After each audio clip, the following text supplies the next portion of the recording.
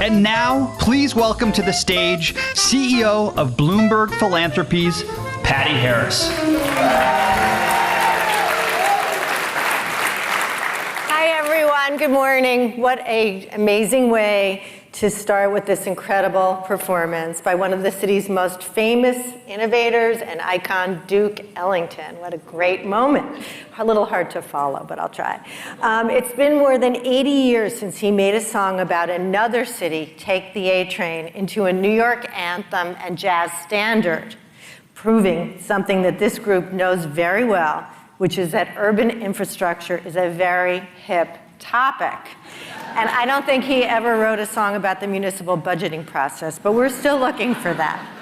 Seriously, we're so glad to have you all here today because I think we can all agree solving global problems increasingly depends on local leadership.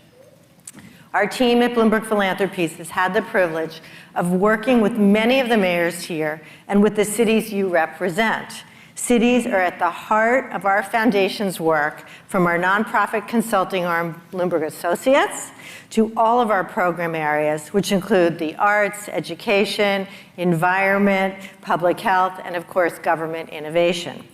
More than half of the world now lives in cities, so it's natural that by focusing on cities, we can have the biggest impact.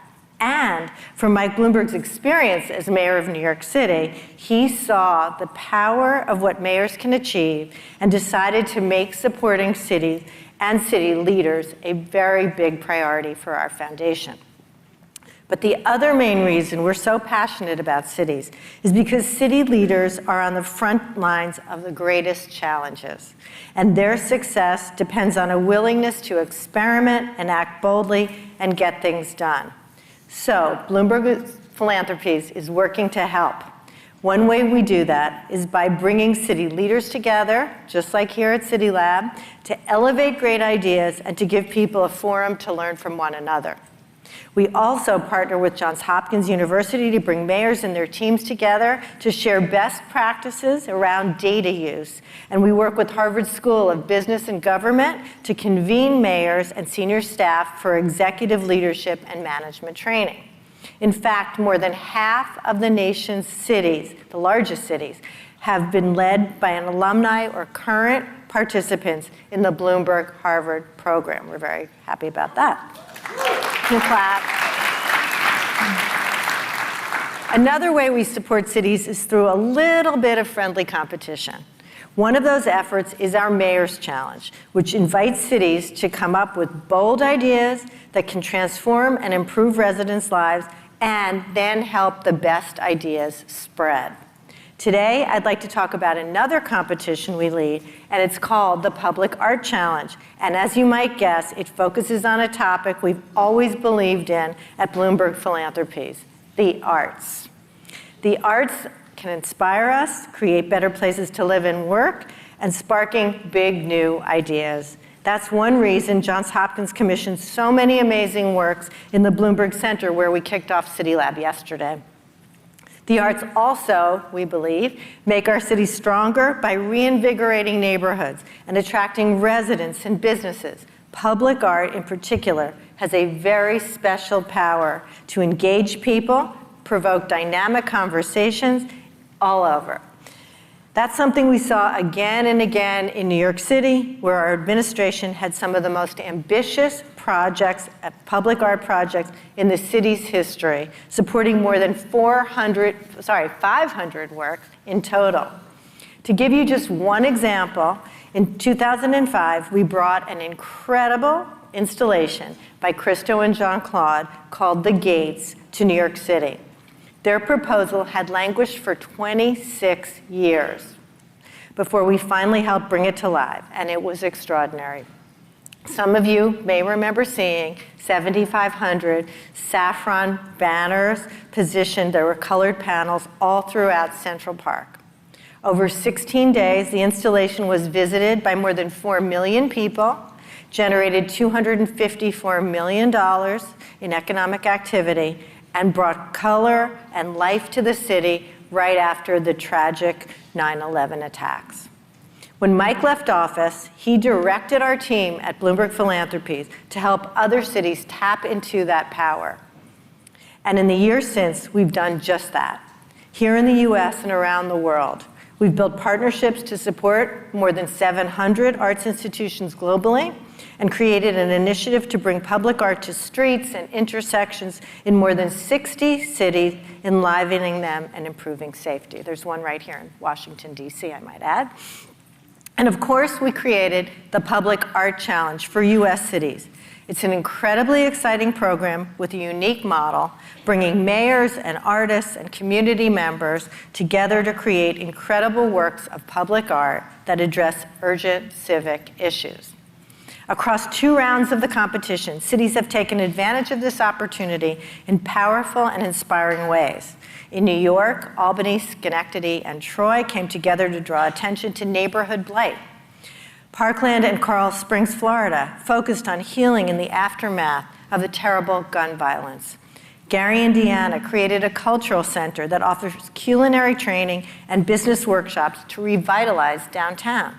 And Tulsa, Oklahoma, told the forgotten history of a 1921 race massacre in the lead up to its 100-year commemoration. And many, many more. Together, all of the winning cities created fantastic installations that attracted millions of viewers and spurred action. Their work has shown that no matter what challenges your cities are facing, from climate change to economic development to healthy food access, public art can play a very, very powerful role in helping to address them. You can learn, this is my plug, everybody, you can learn more about these projects on our Bloomberg Connects app, which has guides to almost 300 different arts institutions in 112 cities globally. And make sure you download the app, and we have a Bloomberg Connects lounge right in the lobby of this hotel, so please visit us.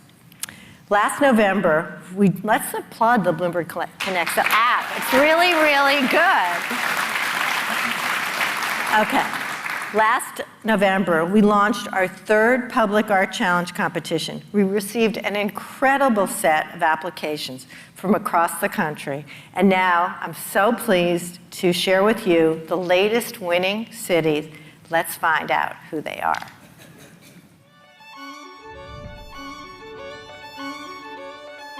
Public art adds a new energy to the city life. It connects people and it can inspire action.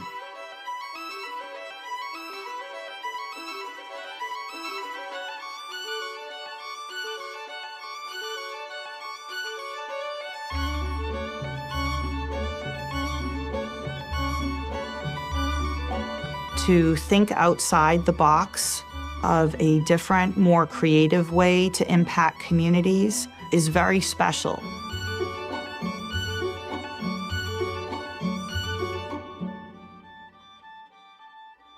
When you engage with artists and allow artists to poetically tell their stories, you can open it up and generate a broader conversation and dialogue.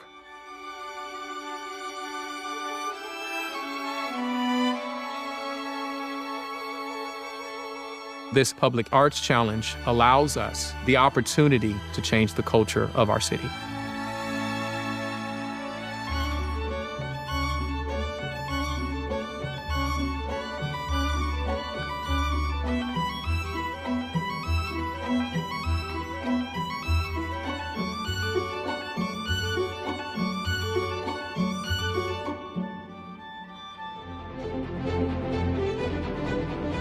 I'm Mayor Andrei Dickens from Atlanta, Georgia. Our Public Art Challenge project will raise awareness of how systemic racism continues to impact the health and well-being of our citizens. Hi, I'm Orlando Mayor Buddy Dyer. Our project will engage artists, farmers, residents, and local nonprofits to raise awareness and reduce food insecurity in our city. Greetings from Salt Lake City, Utah. I'm Mayor Erin Mendenhall. Our Public Art Challenge addresses water consumption and climate change. I'm Houston Mayor Sylvester Turner. Our project is designed to interrupt perceptions of homelessness. I'm Jim Kenney, Mayor of Philadelphia. Many of our communities across the country are beset by gun violence and trauma. Our art project intends to incorporate poetry by our children. I'm Phoenix Mayor Kate Gallego. We are going to lead the way in creating community-driven, great artistic shade for our residents. I'm Honolulu Mayor Rick Blangiardi. Our Public Art Challenge project will honor our rich indigenous history through a dozen installations in key cultural sites around our beautiful city. It's Mayor Brandon Scott from the great city of Baltimore. Our project, The Inviting Light, a public arts initiative that will bring vibrant glow of light and cultural activity to our Baltimore Station North Arts District, is going to be phenomenal. I look forward to seeing how this project will benefit our city and help us thrive together.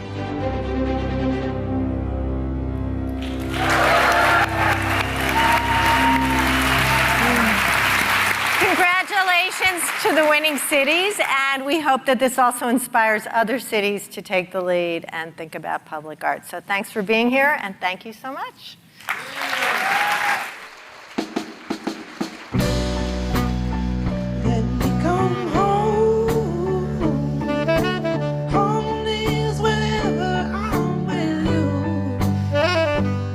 Please welcome Mayor of Los Angeles, California, USA, Karen Bass, in conversation with staff writer at The Atlantic, Jerusalem Demsas.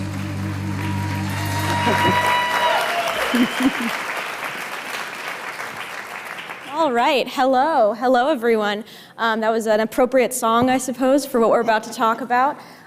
Which is homelessness, which has been a very core part of your administration and your campaign last year in Los Angeles, where it's been, of course, a really hot button issue. So when mayors and city councilors talk about homelessness, there's usually a real focus on getting people off the street who are already homeless. And that's been a focus of your administration. 14,000 people moved into shelters over the last year. But, and over that same period, you still see rising rates of homelessness because even more people are falling into homelessness at the same time. So a 10% increase in homelessness in Los Angeles, even as you're making that progress at putting people into shelters. So what can be done to prevent homelessness, and why don't we see more focus on that from people, from mayors across the country? Well, good morning, everyone. First of all, I appreciate the opportunity to be here and speak with everyone. And I have been a mayor now, I'm in my 10th month. So it's still brand new. Because prior to that, I worked down the street. But let me just say that we have to address this in a comprehensive manner. So when you talk about the 10% increase in homelessness, that was from last year. Mm-hmm. We won't know what it will be this year, but let me just tell you that I'm very, very worried about an increase, even as though we are trying to get as many people off the street as possible because of the COVID protections and supports disappearing. So right now we have about 30,000 people facing eviction. Now, it doesn't mean that all of those people will wind up unhoused, but clearly some of them will. So you have to have prevention in place. And as mayor, I inherited 2 nonprofits, and one nonprofit called the Mayor's Fund, which is outside, it's a 501c3 outside of city government. I am focusing on prevention. We know the zip codes where the evictions are taking place. And so we are essentially funding grassroots organizations to reach out to those people to hopefully prevent them from being evicted. And we are developing a team of volunteer attorneys as well to represent them. So that's in terms of prevention. But in Los Angeles City, we have 46,000 people who are unhoused on our streets, living in tent cities everywhere. And the reason why I ran is because I was worried that LA was at a crossroads where people were getting ready to take a very punitive approach because we've taxed ourselves 3 times and the problem just keeps getting worse. So clearly the most important thing to do for me was to get folks out of tents. And by the way, I think one of the most important things that we've demonstrated, and I'm sure to many of you this is no surprise, but there is a myth that people don't want to leave the streets. And we have definitely dispelled that myth. People willingly leave the streets. No one wants to live in tents. So what we're doing, though, is we're getting them off the streets and putting them in motels, and social service organizations are handling the population. But we'll take an encampment. We move everybody together Because I think what a lot of people don't realize is that those encampments become little communities. Evictions are a key driver of folks getting into homelessness, and targeting those has been a big topic within homelessness policy spaces. But a large number of people are very difficult to find. It's really hard to know which of the people who are vulnerable, who are very low income, who are struggling to find housing, are going to actually end up homeless, who will be able to find housing with a friend, who will be able to, crash in some other temporary situation after they lose their job. So what can even be done about this, potentially even millions of people who are always kind of at the brink of maybe losing their housing? Like, what is the role of a mayor in trying to prevent that? Because as we've seen, even as people put really strong efforts into preventing folks from being evicted, into getting people off the streets, it's often a drop in the bucket of the number of folks who are in serious, straits. Well, I mean, in a way, you can't predict who is going to fall into that situation. I mean, to me, the best indicator was somebody who's already facing eviction. But Los Angeles is a city, our county has 88 cities in it. And so the county provides social services. They would be a little closer to the population because most of the services, obviously, are dealing with people who are low income. One of the things that the history in LA, as I'm sure it is in a lot of where you are as well, is conflict between the city and the county. But one of the things that I've tried to do in my very short time is bring together all different levels of government. So we do have the city, the county, the state, and the feds now all on the same page. And that has been very helpful. That will allow us to better predict, but at the end of the day, we just have to be ready to, the minute somebody shows up on those streets, is get them off of the streets as soon as possible. And I think one of the things that has been missing is that in Housing First, which I believe, obviously, in Housing First, but I would say housing and services first. And one of the things that I have found over these last few months is the service piece is woefully lacking. And there needs to be, thank you. There needs to be a fusion between housing, healthcare, basic primary care, and other forms of social services. And it is not okay to me to take somebody off the street, put them in a motel, and 2 weeks later have a social work visit. What I believe is there needs to be a basic standard, and that standard is the day you leave that tent, you get a full physical with labs and a meeting with your social worker so that you can identify what some of the drivers might have been, so that you could prevent, we want the person to be in housing and you want it to last. The other thing that I think has been really lacking, at least in Los Angeles, is that we did not have a system of interim housing. So what that means is that you have to stay in that tent until we build. And I've expedited building through executive directives and blown past the barriers, the bureaucracy. But I think it's unconscionable to say to somebody, stay in the tent. And by the way, I'll come back and find you in 8 months. I hope you're in the same place. And then we'll offer you a room. We have to have a system of interim housing. And interim, by the way, I think means like a year and a half. So having motels is too expensive, but now we're moving into purchasing motels, but also doing multi-year master leasing so that we lease out the whole motel. We're going to look for other innovative ways of housing too, but we have to have a system of interim so we can really end street homelessness. So you mentioned the emergency declaration you created in order to speed up the approvals and creation of both shelters and affordable housing. There is a lawsuit now from a local group that is attempting to stop your ability to actually use those expedited processes. And this is something that a lot of cities face. I mean, Los Angeles, you have overwhelmingly voters choose to raise money in order to build supportive housing. Very popular measure a few years ago, 2015 or something, Prop Triple H. And yet at the same time, you often see groups like this, which are local groups, they're nonprofits, that often represents a small number of people who have concerns about maybe potentially due process, or they themselves don't like where the siting of different affordable housing is going to be, or they want control over that process. Yeah. And you see that often has an ability to stymie government action. And if successful, I mean, there's a city councilwoman who says it may stop your ability to continue getting people into shelter beds. I don't think it's going to stop it. You don't think so? No. Why not? I do not. Because if it's successful, it won't Well, stop I mean, it. if it's successful, but first of all, we're going to fight it. But second of all, there is overwhelming opinion to solve this problem.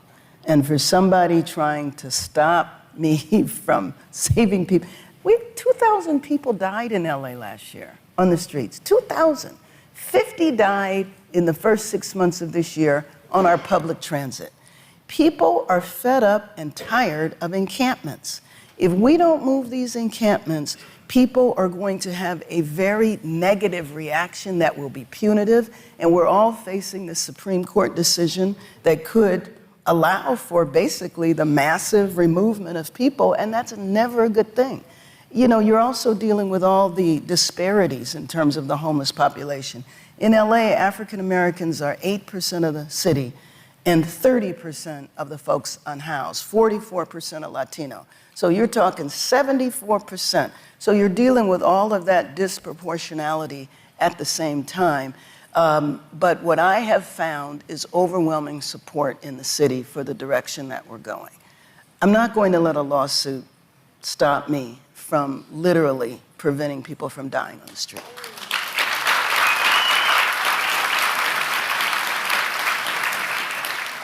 I think one thing, though, that mayors have struggled with is that even when there is this overwhelming support, and often, you know, we will hear, you know, what gets magnified is the worst things that people will say. But in my reporting across the country, most people really do have a really strong urge and sympathy for the people who are on the streets. That's right. But yet, it only takes a few people to hire a lawyer. So what sorts of things and changes can be made in order to not allow these sorts of things to delay it? Because, you know... Well, I mean, I can hire lawyers too.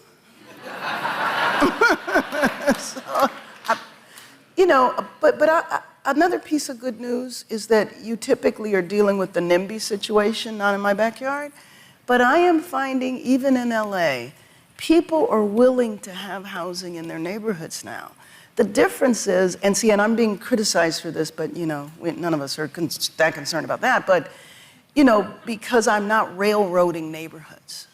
So I believe that you can do the housing all around the city, but you do it with the neighborhood. So we have one affluent neighborhood that does not want housing built in the residential area, but they said build in the commercial corridors where we have these underutilized outdoor shopping malls. And to me, that's a fine compromise. They're not saying don't build it at all. They just want to participate where the building is built. The other thing that I'm doing is creating an interfaith alliance, because I really believe this is a moral issue, and it has to be raised and fought like that, so that I want it to be that somebody would be embarrassed to say, you know, I think that person should just be put away, you know, in a negative way. Mm-hmm. You got to create that sentiment, and I think that that is going to be helpful in allowing us to move forward and not be hindered by lawsuits. Do you see a tension in the amount of time it often can take to get a community on board with some amount of housing, and the fact that you've created an emergency declaration which indicates that you feel like this is a crisis right now, that this is something where we really need to move quickly? That's why you have said we need to expedite some of these processes, which were historically ways that these neighborhoods were able to lodge their disapproval. Right. And so do you see a tension in between, okay, yes, we need to, of course, hear what people have to say, and if they're willing to have housing in certain areas and there's no cost to it, sure, but often we do see there's a cost. They want smaller apartments, or they don't want apartments at all, or they want them only along highways, which we know often means that lower income folks are being placed in housing that is near bad air quality neighborhoods. But I mean, you know, there's always that situation, but the example that I just gave on the commercial corridor was a perfect example, because it's not a highway. Mm-hmm. It's right in their neighborhood. It just doesn't disrupt the single-family homes, which is kind of characterized. LA is sprawl, and the overall character of the city are single-family homes. You can do both. And I think 10 years ago, there would have been far more resistance. But with 46,000 people, and by the way, if you count our county, It's 70,000 people. That's a massive number of people. And I think because of that, people are now willing to do things that they weren't willing to do before. But I do think it's important that we work with neighborhoods. I mean, I started a grassroots organization 30 years ago because we were fighting negative land uses in South Central LA.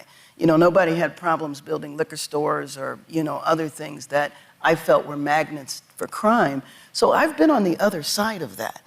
And I believe that you can work with neighborhoods and you can have a resolution. People are not saying things like only put housing in the industrial areas. So I'm way more optimistic right now.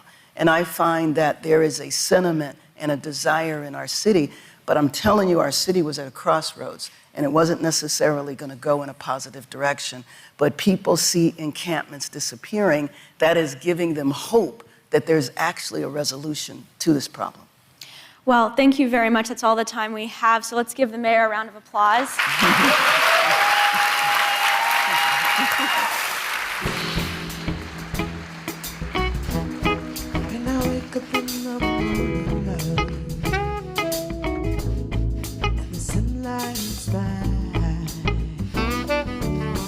And now, Director of the Urbanity Project at the Mercatus Center at George Mason University, Emily Hamilton. Mayor of San Francisco, California, USA, London Breed, in conversation with co-chair of Aspen Partnership for an Inclusive Economy and Vice President at the Aspen Institute, Ida Rademacher.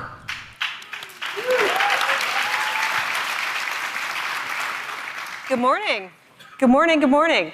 It's housing morning at CityLab, a perennial issue at CityLab because it's a perennial issue in cities. And that crisis has continued to get a snowball effect happening.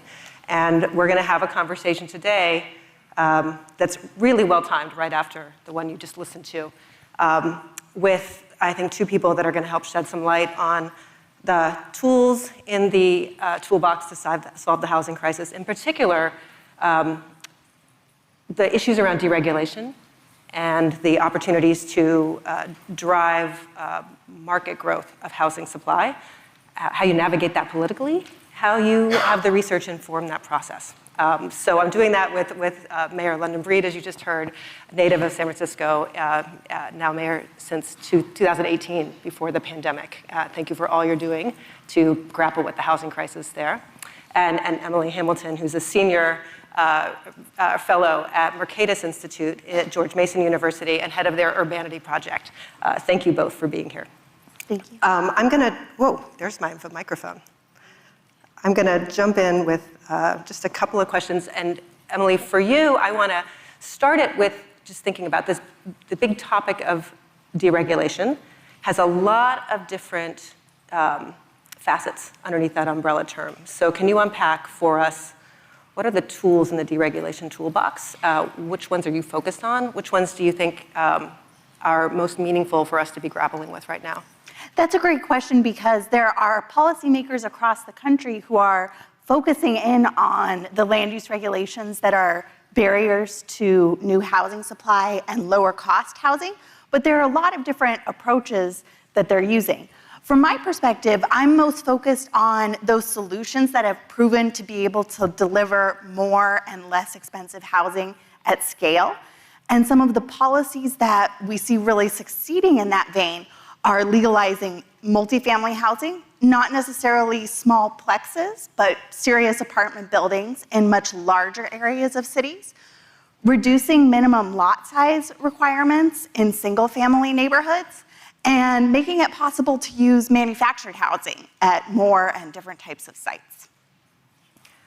Mayor Breed, you just took a look at that whole toolbox she's talking about and passed some pretty remarkable legislation in the city of San Francisco. So I'm curious, the whole process of passing that, the incentives there for market rate housing construction, how do you actually overcome some of the costs associated with building? Can you kind of ground us in what this process and what the legislation means and what it means for households and what it means for housing in San Francisco? Yeah, well, over the years, San Francisco has added inclusionary housing fees, where you pay for affordable housing, impact fees, where you pay for transportation, workforce, any problems associated allegedly with this project on neighborhoods, which has really increased the cost of building housing in San Francisco significantly.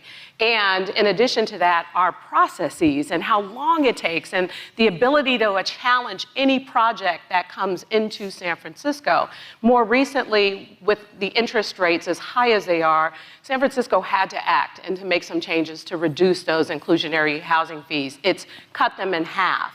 And so we're talking about the possibility of unlocking 8,000 units that are now being able to move forward in the process. San Francisco has over 50,000 units that have been approved, that are ready to go, that were even approved before I was an elected official, and have still not broken ground to get built.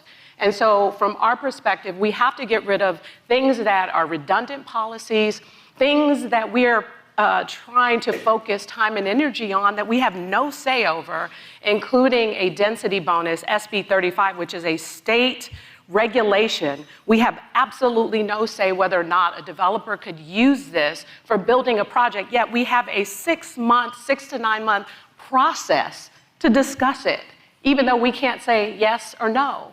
And what this has done as it relates to housing, I'll give you an example. We have one particular housing development, 100% affordable from the time we identified the project and the space to the time we built it and moved in the first family, 10 years. 10 years. And more recently, as we introduce new legislations, we have another affordable housing project where various legislations came into being in the city and the state. And so one project took about 7 years. And more recently, as we continue to not change just our local regulations, but our state regulations have been significant. More recently, some major victories in one recent project used SB 35 and a number of other changes we made to the city from start to finish. It took 3 years. So we're like, this is all affordable housing. This is not even market rate housing development. And so we're trying to chip away at those layers of regulations, those impact fees, those redundant policies, those unnecessary policies when you're talking about conversion from an office building to housing. Why is there an open space requirement? Number one, because you can't change a building that already exists. And number two, why are we even having a discussion about open space? So my goal in trying to get housing built in San Francisco is to be very aggressive about our policies. We got to get to yes, and we got to get regulation out of the way of housing production if we want to deal with the challenges of the future. We can't even build hardly 3,000 units a year in San Francisco. And that is something that we have to change, and we need to change it with both local and state regulations. Yeah, thank you. Emily, let's think a little bit more about this kind of calcification of getting the pipes moving for housing supply. You mentioned a lot of the ways that it intersects, Mayor Breed, with state regulations. Is there a federal component to this as well, Emily? How have you seen that play out? What's in the control of somebody like Mayor Breed, what's not? There's absolutely growing federal interest in housing policy as housing affordability problems are affecting more and more people across the country in places where housing historically was pretty accessible and affordable. More and more places are getting closer to the Bay Area rather than that being just an outlier where this is a serious challenge. And we're seeing interest from people on both the left and the right on the Hill in trying to address some of the local barriers and incentivize localities to open up more opportunities for housing construction. But one thing that I love about this topic is it is so nonpartisan. And we're seeing at the state level really great policy ideas coming from states that have a very different partisan makeup. And so I worry about federal action partisanizing this issue, and I would like to see some of this state and local experimentation that we've seen really accelerating over the past decade have a little bit more chance to play out. What do you think about? Oh, I 100% agree. And, unfortunately, people have said we want housing on the local level. But as soon as you propose to build a building that's 3 stories, all of a sudden, there's a whole uproar and a challenge. There's the California Environmental Quality Act, and it's CEQA. People are constantly using that to stop people from adding even an accessory dwelling unit to their places. And so locally, it's been very tough to really deregulate some of the requirements around housing. And it's really why the state changes put us in a better position, because we don't have control locally to stop housing. When we have policies in place, we already have a whole bunch of things that you can and can't do in specific neighborhood, height limitations, and all these things. If they exist already, why are we even talking about this? These should be over-the-counter permits, because most of the time people are following what the laws are that are already on the books. But if they are not and they want something different, yes, I can understand there needs to be a whole other discussion of how it's going to impact a community. So we need to make sure that we get out of our own way when it comes to housing. And what I'm most excited about in California and in San Francisco, there's this new generation of housing advocates that are YIMBYs, that are yes in my backyard, let's make it happen. They're not pushing for changes to neighborhood character. They're pushing for an opportunity for future generations to have access to housing in places they grew up in.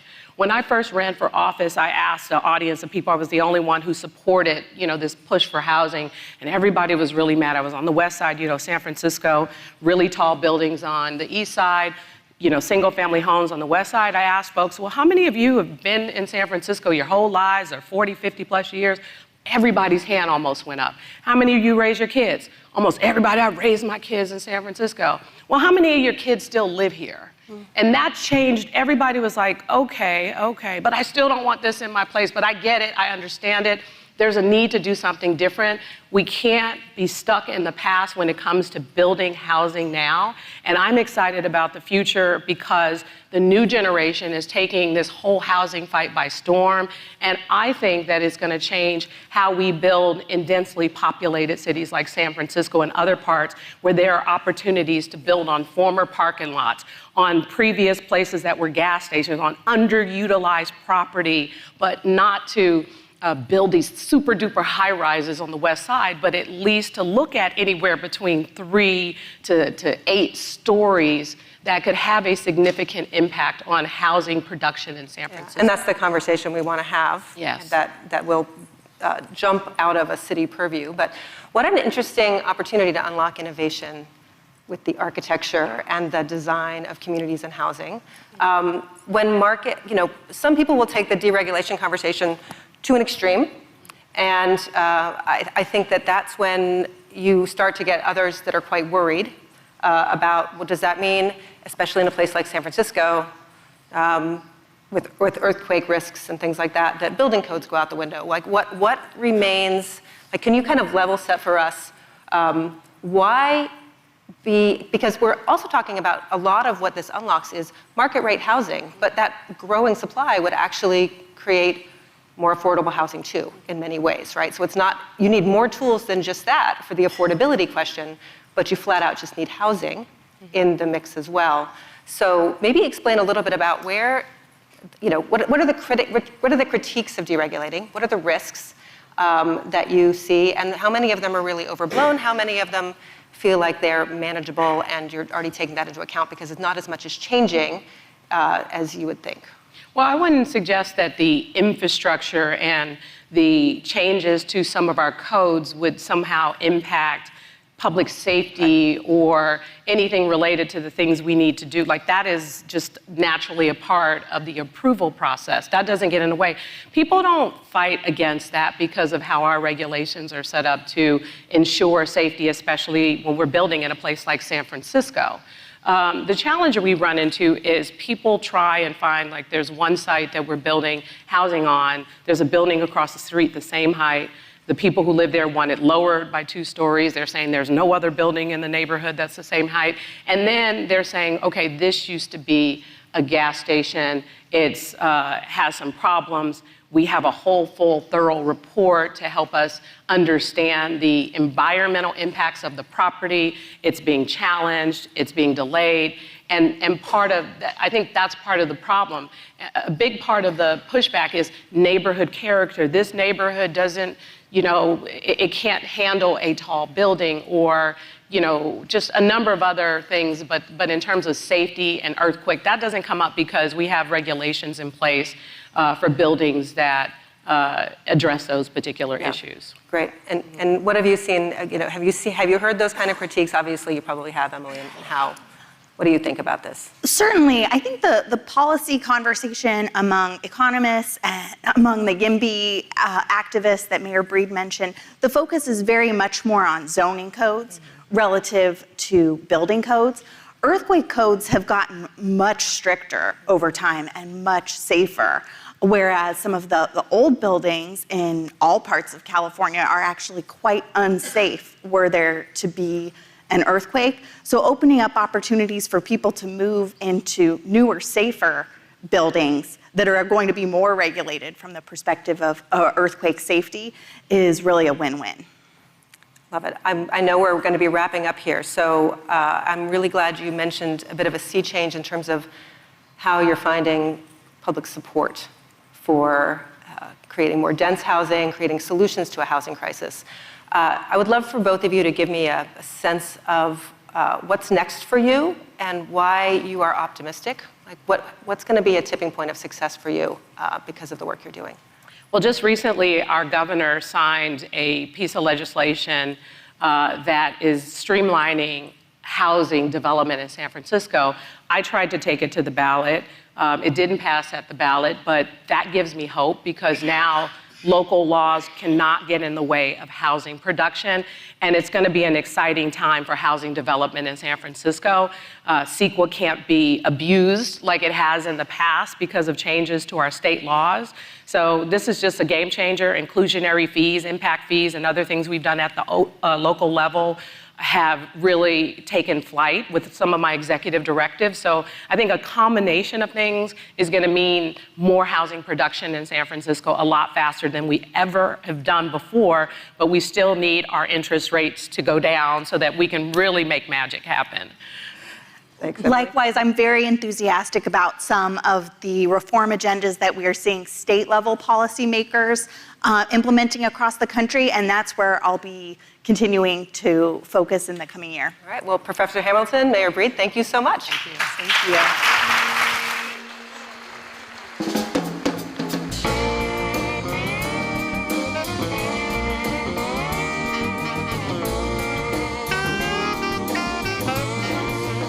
Please welcome Fellow of the Bloomberg Center for Public Innovation, Terrance Smith, Chief Resilience Officer for the City of Tulsa, Oklahoma, U.S.A., Krystal Reyes, with President and CEO of the Aspen Institute, Dan Porterfield.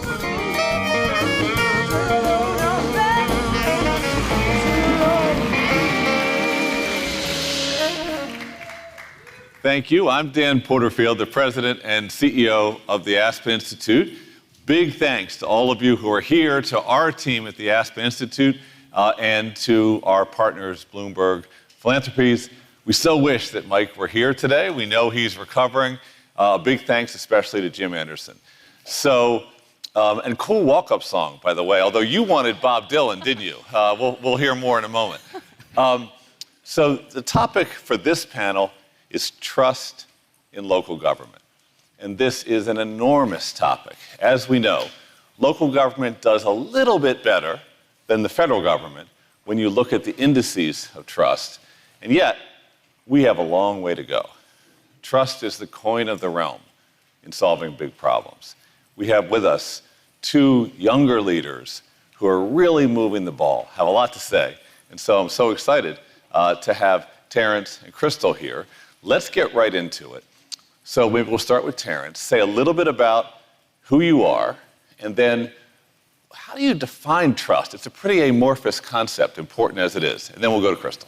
All right, perfect. So my name is Terrance Smith from Mobile, Alabama, currently a Bloomberg Public Innovation Fellow at the Center for Public Innovation at Johns Hopkins. And So my question, my answer to what is trust, it is a culmination of vulnerability and risk-taking. But then understanding on the front end of that is how do we get people to trust us? So that's the level of trustworthiness, which is the understanding our levels of ability, humanity, and integrity, which we'll talk about that later. Thank you, Terrance. Krystal? Sure. Well, I'll share that my view of trust or my idea of trust has changed over my career. I think I used to think trust was a destination. You got there and you live there and you have your mortgage and your trust land. But trust is an iterative process. It's a choice every day to build trust, to do things that are trustworthy. But it's also community members make a choice to trust. And so it really is a resilience building activity. Yeah. Now, say a little bit about where you work in Tulsa and how you came to work in Tulsa. Sure. So I mentioned resilience. So I lead the Mayor's Office of Resilience and Equity, which is an office that was created in 2018 by Mayor Bynum. And we launched a resilience strategy that includes 41 programs, policies, practice changes, and events that were actually informed by over 1,000 community members. And these actions include things like what we're going to talk about today, trust building activities like our equity dialogues. But they cover activities related to our economic opportunity, honoring our diversity, building systems and programs for those that are most vulnerable, and also changing systems and practices. And so, But you weren't born in Tulsa. I was not. No, so how'd you get to Tulsa? But I feel like I'm a Tulsan. Yeah. I was born in Illinois. Yeah. My parents are from Mexico. And yes, I do like Bob Dylan. And so I found out about Tulsa because of the Bob Dylan archives there. And I went to visit, and I actually knew a colleague there from New York. And she told me, there's amazing things happening in Tulsa. A mayor that's talking about racial equity and addressing disparities, a nonprofit community that's organized and well-funded, committed, a philanthropy, and just an energy around making Tulsa a world-class city that it wants to be. And so I visited, and I was just taken, and it just such a dream to be in a place with this work, resilience work, and also personal interest too. So half this audience is my age, and we're all going to go home and tell our kids we almost fell off the chair when we heard somebody your age loves Bob Dylan. That's cool. How many Bob Dylan fans? Next you're going to say Marvin Gaye, and I'm going to say that's it. Okay. So you moved to Tulsa, but Terrance, you're from Alabama. You've chosen to stay in Alabama, to build in Alabama, and talk a little bit about your calling. Yeah, so I like to say Mobile chose me. I grew up in public housing in a city north of Mobile, which is Pritchard, Alabama. And growing up, most of my friends, they would leave Mobile for other opportunities. They would go to the Atlantas, they would go to the Dallas, the Texas, and all those other places. And I wanted to, I'm more competitive by nature. So I wanted to prove that you could actually make an impact at home. Yeah. And so I decided to stay home to pursue that. One thing I love, I'm from Baltimore, is that Baltimore City has Baltimore Homecoming Program where people who are staying welcome people like me to come back to be a part of the community even though we've moved on. And it takes both. It takes people that have moved on and people that have stayed. I love that we have you both together. So let me go to Krystal now. What do you think is at stake if governments, local governments, are not able to earn and then build trust? And then I'll ask you the same question, and then we'll go to a little bit about what you're doing. Yeah, well, I would say what's at stake is better solutions for the problems that we face. We won't get great solutions, diverse thoughts and opinions if we don't have community partners, stakeholders involved in our work, and trusting that government will be able to deliver on those ideas. I think that we need ideas from the community, from stakeholders, but we also need the resources to implement them. And I think that's what's at stake, is eroding trust. When we know this story, we get a grant, we have planning groups, we invite the community, and then we have limited resources to implement the actions that are coming from the community. And so I think, the more we do that, the more people are going to kind of step back and not want to engage. Yeah. Terrance, how about you? What's at stake? Everything's at stake.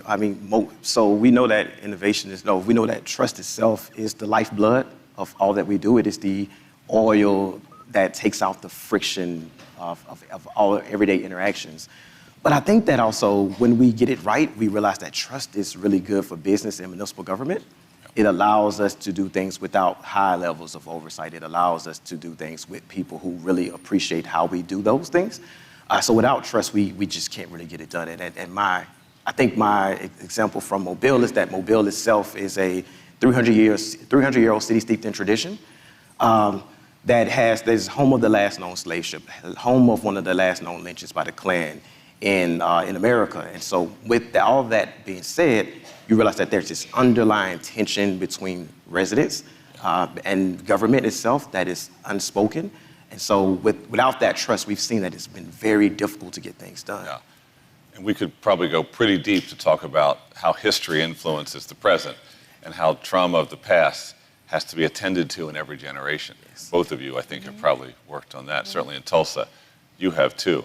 Maybe say a word about the equity dialogues, and then I'll come back and ask you about your research. Perfect. Yeah, well, I love that you mentioned what's unspoken, and I think that's really key, that lots of things haven't been talked about for a long time.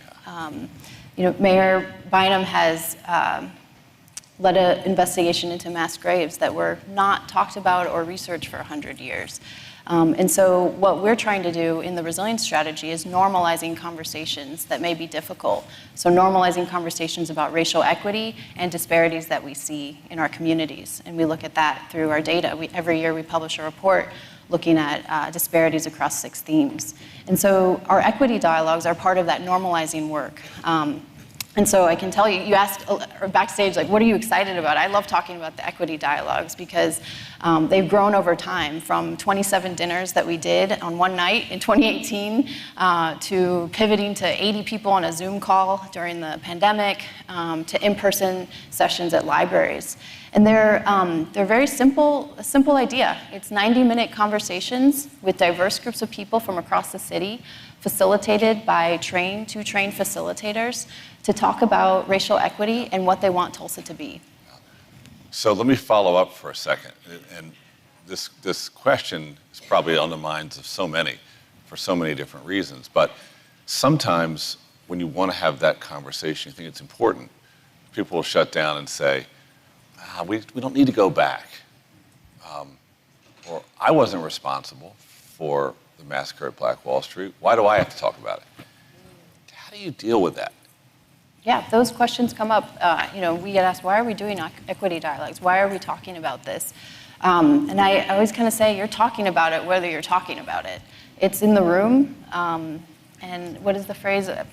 The past is prologue.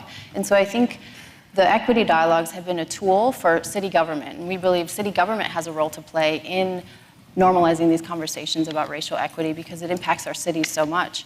And so it's normalizing, talking about that, creating space. There are 4 parts to them. We build community, we talk about our own personal experiences with racial equity, and we talk about understanding the experiences of others, and then we have a closing.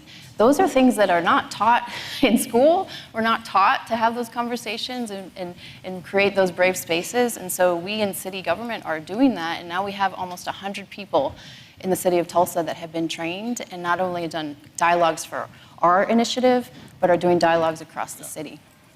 Fantastic. Now, Terrance, you've been working to build trust your whole life, but you've also been studying it. You're a Bloomberg Public Innovation Fellow and here at Johns Hopkins.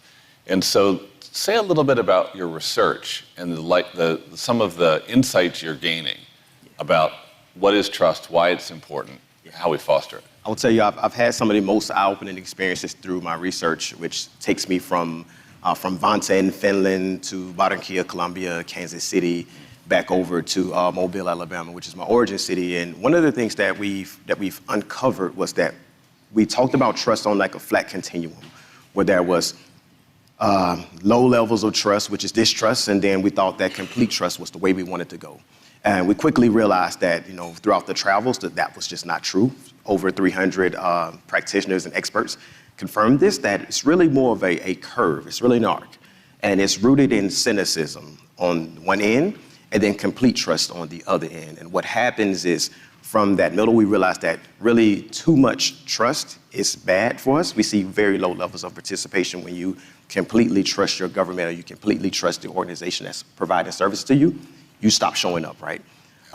Your perspectives are not added into the conversation. On this other end, we have cynicism, which is no matter what you say, I am not going to trust you, and I'm going to do everything I can to prevent other people from trusting you. But then we realize that we should be aiming to understand that trust itself is a dynamic to be managed, and that it should be a question at the top of our everything that we do, that we're trying to get to the very middle, where we're balancing complete trust and distrust. And from that perspective, we realize that if we want to get people to trust the government itself, then we have to move towards embedding trustworthiness into our organizational infrastructure, which is the ability, humanity, and integrity. People are asking themselves 3 questions every time they're trying to figure out if they trust you or your organization. That is, can you do what you say you're going to do? Yeah. Can you do that without harming me? And can you do that without me watching over your shoulder every minute? And if you can answer those 3 questions, then they will give you their trust. Things become a lot easier to operate. If you can't answer those questions, then we have to figure out how do we stage an intervention for either one of those 3 elements within your organizational infrastructure. You got to write a book on this. That's cool. Yeah.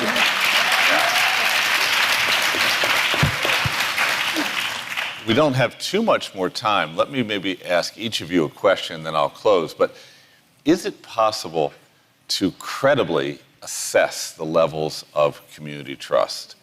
I know we can intuit in lots of ways, but is there any tool yet? Could we think of a tool? We've got a lot of smart people here. Is there a way to get more empirically grounded in where trust is stronger and where it's weaker on that continuum that you mentioned? Maybe we start with Krystal and then we'll close with Terrance. Okay, yes, go with the researcher. Yeah.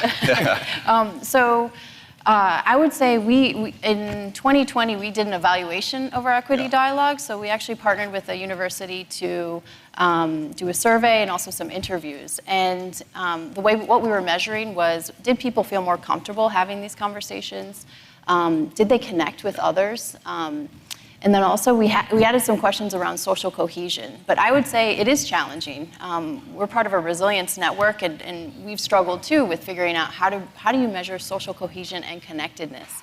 We kind of know it when we see it and feel it, but the quantitative piece has been a little bit challenging. Yeah, but we have some proxies for that. Yeah. Yes, so it's part of the research that we're doing now. So I hope that will come out in recent months. But we have really good evidence. The University of Denver, they're working on a research project that shows that it can be measured. And I think that for us, it's going back to measuring our levels of ability, humanity, and integrity, answering those 3 questions, and evaluating those 3 questions as we deliver. Yeah, it's interesting. You could like a government person, but not believe in their ability to get something done. Yes. We need to close. I'm really inspired by the 2 of you. And you bring back one of our greatest trustees at the Aspen Institute, Madeleine Albright, who passed away not too long ago. Madeleine was a double refugee, twice, from the Nazis and from the Soviets. And she ended up coming to America with her father, who was a great intellectual. But she was the greatest proponent of democracy I've been directly engaged with in my career. And she said one time, people want to vote, but they also want to eat. Democracy must deliver. Yes. That's what you're helping us to do. Thank you so much. Thank you, everybody.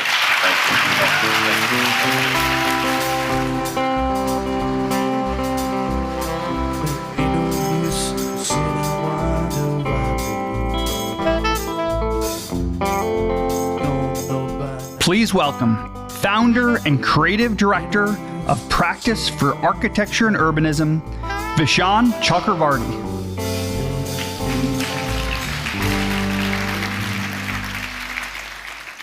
Good morning, everyone.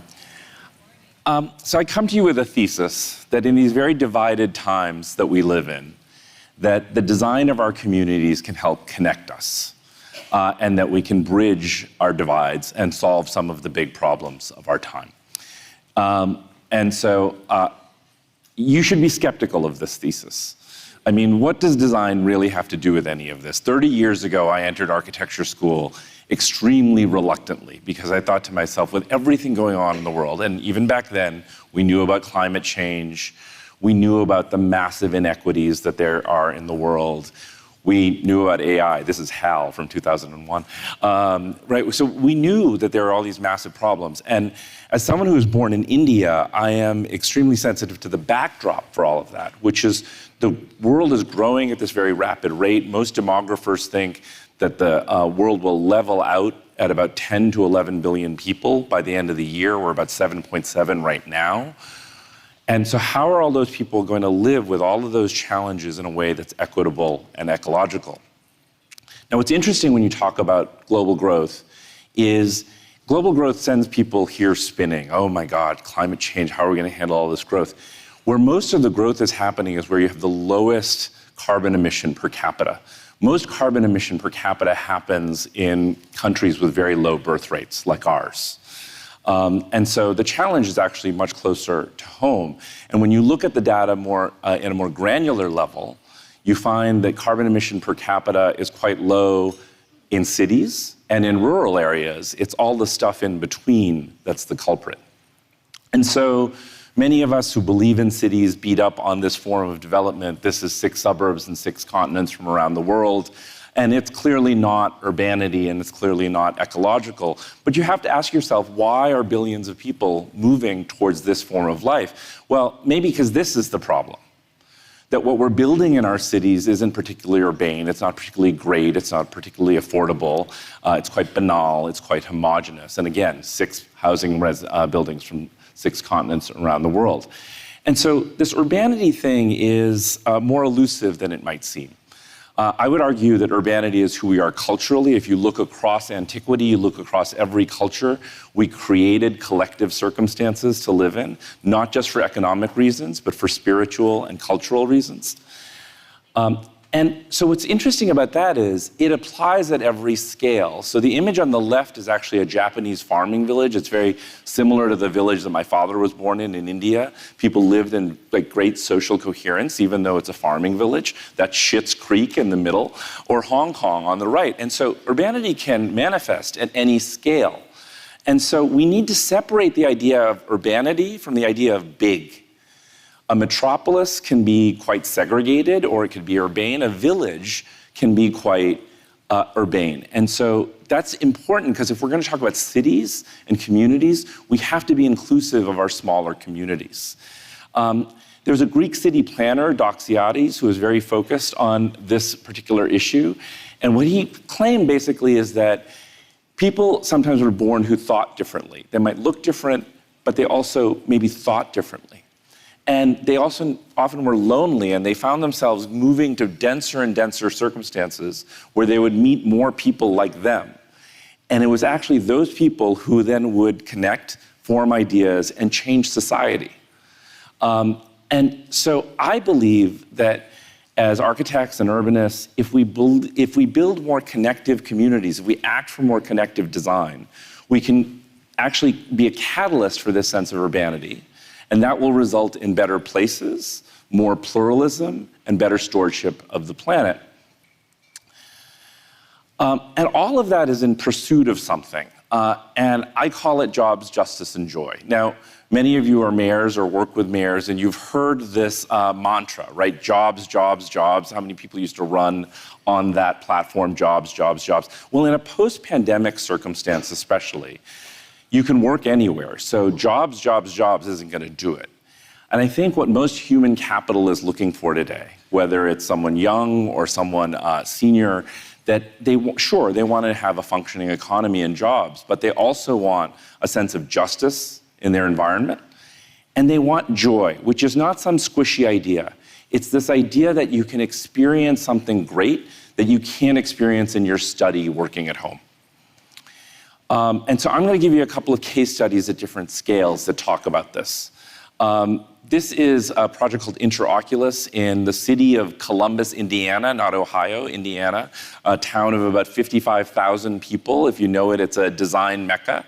And we won this prize, and we were given this challenge of helping to revitalize the downtown. And We went out into the community, did a tremendous amount of community engagement, both virtually and physically, and found out that there was this intersection in the center of town where people would occasionally close the streets and stage different festivals and so forth.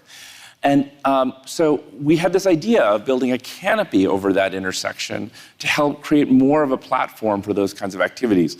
And we had influences as far back as the Pantheon and wigwams of indigenous peoples, as well as the architecture of local fairs. And we came up with this canopy idea so that the intersection could function like an intersection during normal days, but at night it could be lit and have projection and be a platform for events. And so we went out and raised some money and built this thing in about 5 weeks and kind of transformed this place. It's out there right now in Columbus as we speak. It gets lit at night and it's become a magnet for the community. Cars slow down when they go under it. People gather there and take selfies. And then the opening night was one of the most diverse events I've ever been to in my life. And I say that as a lifelong New Yorker. The woman who organized the opening party had everyone from Indian dance music to hip hop to Japanese school children. It was extraordinary. And it's become something that I think has really taught me how a little piece of acupuncture can really change a community. And it reminds me of one of the things one of my favorite architects, Aldo van Eyck, used to say, that whatever space and time mean, place and occasion mean more, which means it's how human beings inhabit and make a place great that is what is important beyond the architecture itself. At a larger scale, the Domino Sugar Refinery and the Brooklyn waterfront. I've been working on this site for about 10 years now. Glorious park designed by Lisa Switkin, a very brilliant landscape architect. We were given the assignment of putting a creative office building in that sugar refinery, which is a historic landmark. And I won't go into all the details, but we basically inserted this new building into this old building. There's a gap in between with greenery growing in it. It's all kind of surreal and special and magic and crazy. And there's this great event space at the top that just opened, and I think it will house a lot of community events and be something that's very important. You can see different cultural events that are happening there. Now we're in the process of opening up the ground floor with food and beverage. It's very, very open to the public. How buildings meet the ground is critical to this entire equation.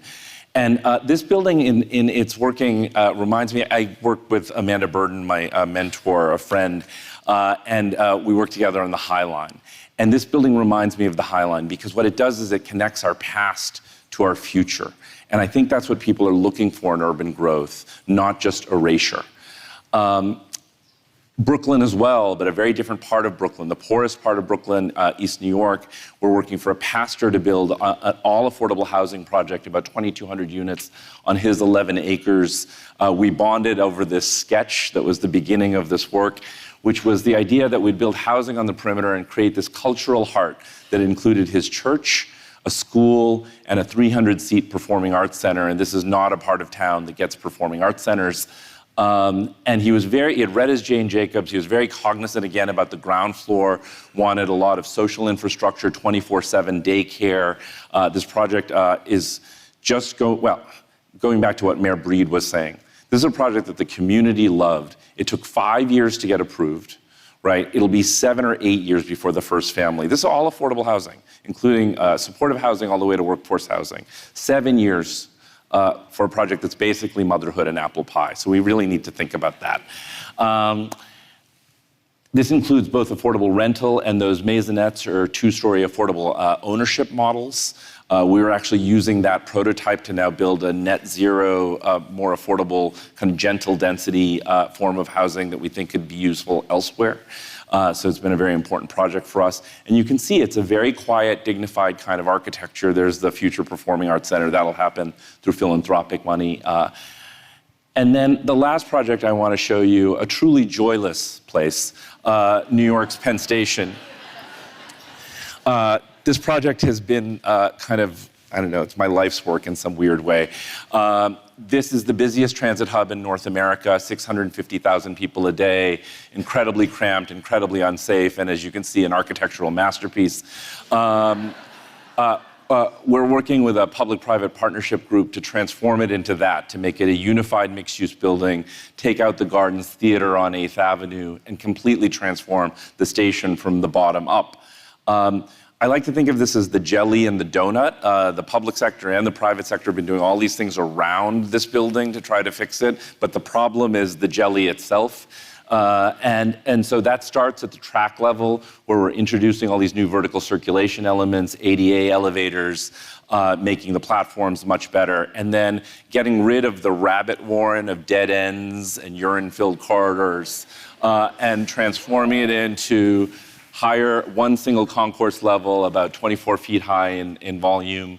That'll be a much, much more gracious place, as well as giving the sidewalks real breath, air, greenery, making it a welcoming and inviting place for once in its existence. And then, again, the architecture that's around it that I won't belabor because I think that's less important as part of the story. These are just some before and afters. This is a view up 8th Avenue, transforming it into, that's the historic Amtrak station, the Farley building on the left side, and then the new building on the right as the commuter station.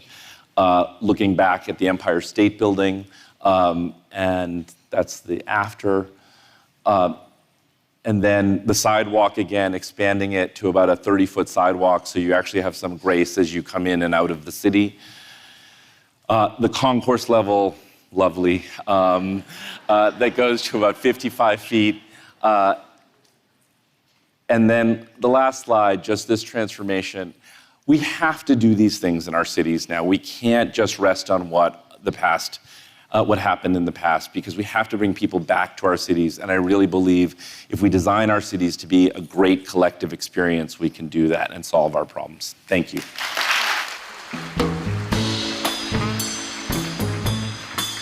When the night is coming and the land is dark.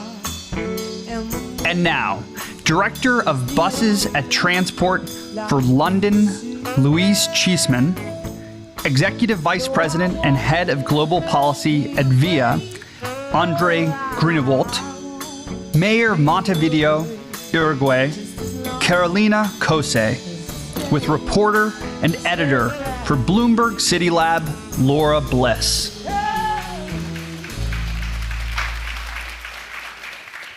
Good morning, everybody. Oop, is this working? Great. So we're here to talk about the bus. Maybe the underdog of transit, the mobility mode of last resort for many millions of commuters here in the United States. But that's why we need to talk about it. It holds truly heroic potential for solving some of the biggest challenges that cities face today. I think some of you actually participated in a poll on this very topic. If we could pull that up. You were asked, how often do you ride a bus in the city? I don't know if we can get the results on screen. Yes, so it's actually higher, more of you than I would have imagined, but still over 64% of you said never, at least once a year. So this is not your everyday mode of getting around. And potentially that needs to change. We know that transportation generates about 20% of greenhouse gas emissions globally. Here in the United States, nearly 90% of commuters get around in private cars. I assume that includes many of us. Car ownership has increased since the pandemic as riders have pulled away from public transit. And cities are constantly searching for more ways to get people to move around in fewer vehicles, whether that's autonomous vehicles, aerial taxis, but very often this cheap, relatively cheap, flexible mode is ignored. So Mayor Cosse, Carolina, tell us about Montevideo's bus network and how it fits into the city's broader transportation system. Well, hello, how are you? Thank you very much. Montevideo is a city of around 1.5 million people. We have a bus fleet of 1,500 buses. And it's the numbers you showed before has nothing to do with the reality in Montevideo. I think we have right now 800,000 trips per day. So taking into account the amount of people we are, bus is very important in the life of we all. So it's a very important means of transportation, mainly of the working people. So we in Uruguay have changed the electric mix during many years. And now we have around 95% of the mix is renewable, with water, sun, and also with aeolic energy. So we are in good conditions to promote electric transportation. And in fact, in the former national government, we approved a law in which a state is going to subsidize the change of the units. Now in this national government, that's not used. And so as a mayor and as a former energy minister, I am really convinced around the need to move to electric mobility because of the characteristics, because of the comfort for the working people, because it's part of their life, because of the impact in the environment that this has. So what we do in the city is to build a trust fund with the 5% of the tariff in order to help private companies to change.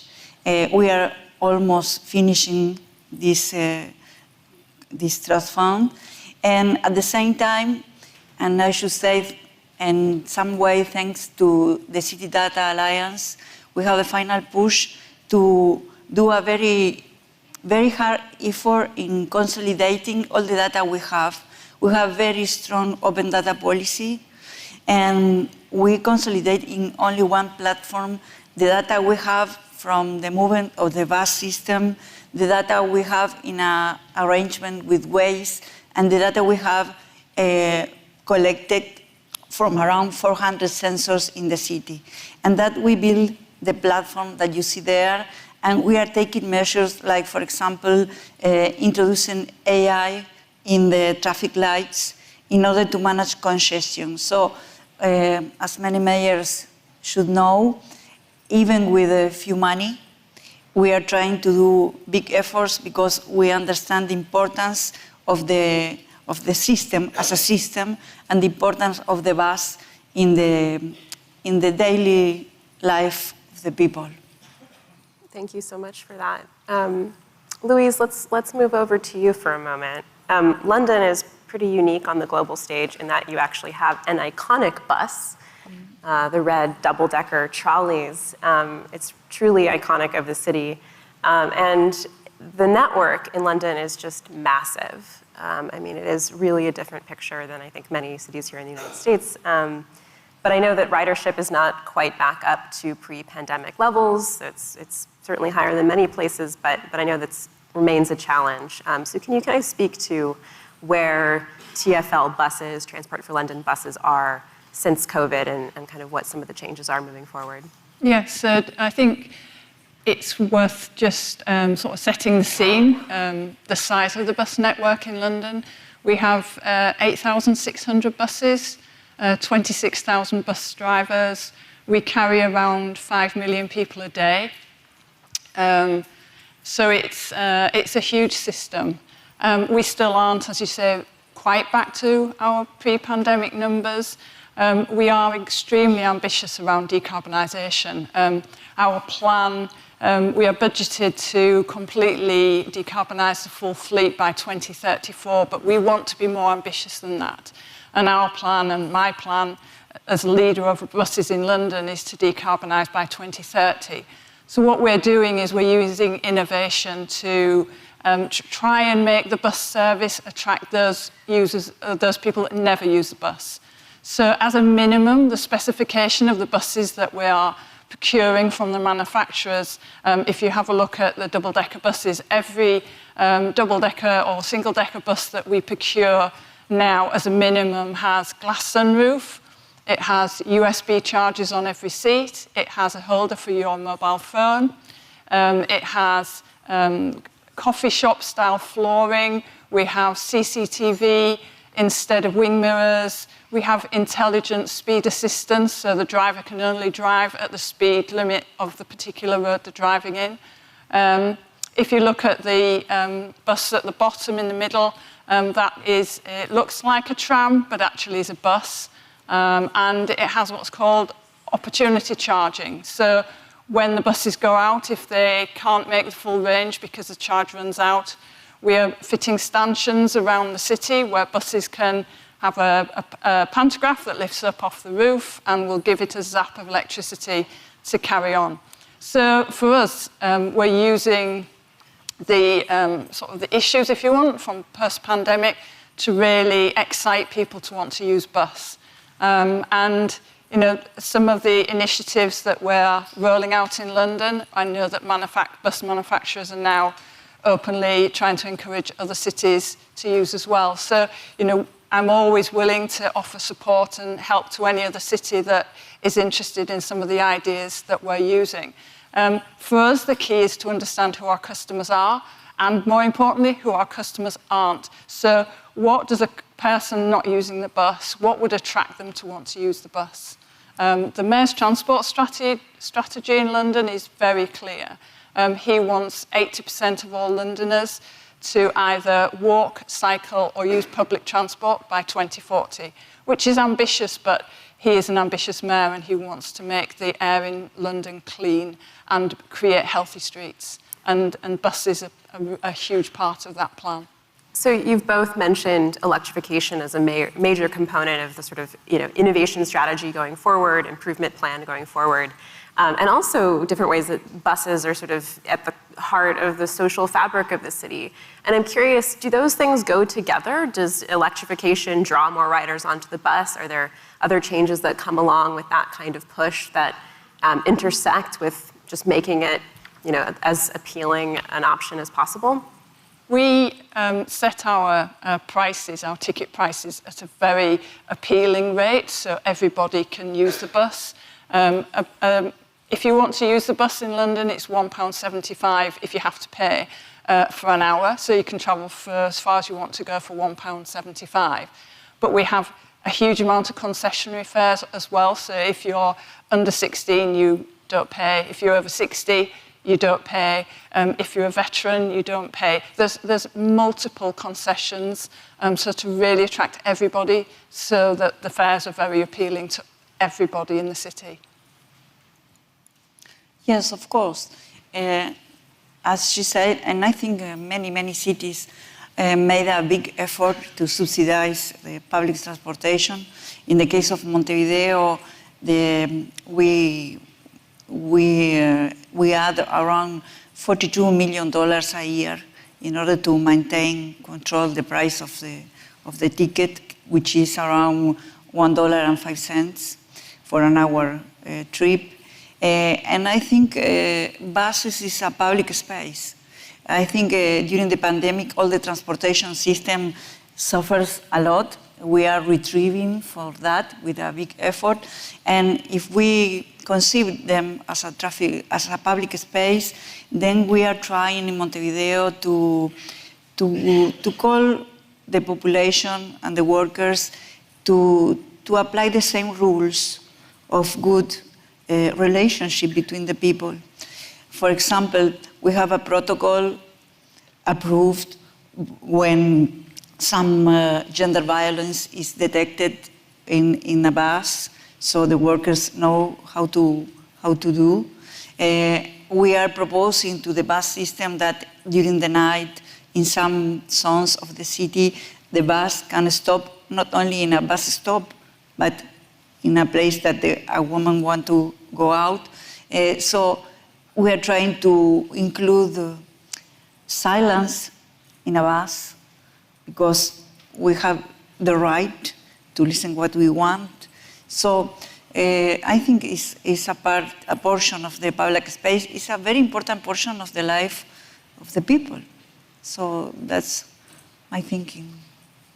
Andrei, let's turn to you. I mean, in the United States, it's a very different story with most urban bus networks in terms of just the sort of overwhelming number of people who are relying on them in these respective cities. It's been more of a challenge here, I think. And so why do buses kind of get this unglamorous reputation and kind of struggle for funding, for political champions, this kind of thing? It's great to be here today. I think the reality in many places in the U.S. is that the bus does not get you quickly and efficiently and conveniently to where you need to go. And so that there are other factors, but I think that's one of the leading reasons that it gains the reputation that it has. But it's such a critical issue, getting more people onto public transportation. You mentioned, and Louise said, the climate crisis and reducing emissions. I would just add that if we want to advance economic mobility in this country, if we want to reduce the number of unnecessary deaths that happen on our roads, we have to move more trips from the private car to public transit, and that includes the bus. And I think we now have a lot of advanced technology tools which help do that, not just in big cities like London and New York, but also in medium and smaller sized cities. And so I think the future of the bus is a very bright one, in my opinion. And tell us, I mean, so one of the challenges which you, I think, alluded to there is that, you know, here in the US, I know it's a pretty widespread problem that routes rarely get redesigned, that, you know, the sort of bus system map will be, you know, dating back decades and really no longer match up to where, you know, demand exists today. And I know that that's something that VIA is kind of directly tackling with some of its work with cities. Can you talk about that and maybe give some examples of kind of where your work lies? Sure. VIA is a technology company. We're proud to count London and TfL among our 650 city and transit agency partners across the world. We're in 40 different countries now. And if you could pull the slide back up, that would be great. One of the things that, for example, TfL has used our software for is to just much more quickly and efficiently plan their bus routes. But a lot of our work is also reimagining what the bus and what public transportation can be in a city. So just to give you an example, if you look on the left-hand side of this slide here, this is an image of Wilson, North Carolina, a city of about 50,000 people. And at the top, you see the fixed route bus system that they used to have. And it's probably fairly obvious from that photo that that was leaving behind a lot of residents in Wilson, North Carolina. In fact, the bus system really only allowed you to access about 40% of the city. They brought VIA in to create an on-demand transit system. In the US, this is sometimes called microtransit. And all of those blue dots are what we call virtual bus stops. So now in Wilson, North Carolina, you can go from any one of those blue dots to any other blue dot. You pay $2.50.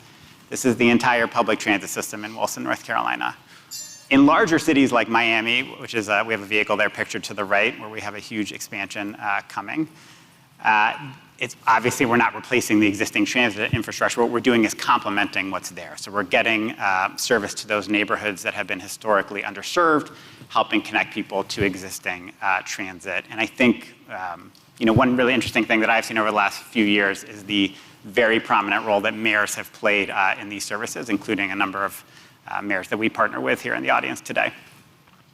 I want to pick up on that, actually, because we have a room full of mayors and folks who work in mayors' offices on innovation and kind of other sectors. And you know, most bus systems around the world are not run out of mayors' offices, right? It's a transit agency, but I mean, Mayor, you have really become a champion of transit in your city. And so I want to pick up more on this. How can mayors and elected officials kind of champion the bus, public transit writ large?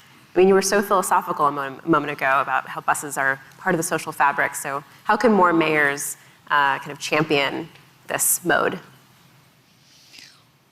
Well, I don't think I have the answer, because every city is a world, and every mayor loves their own city. I think my experience is that trying to do with what we have, the best we can do.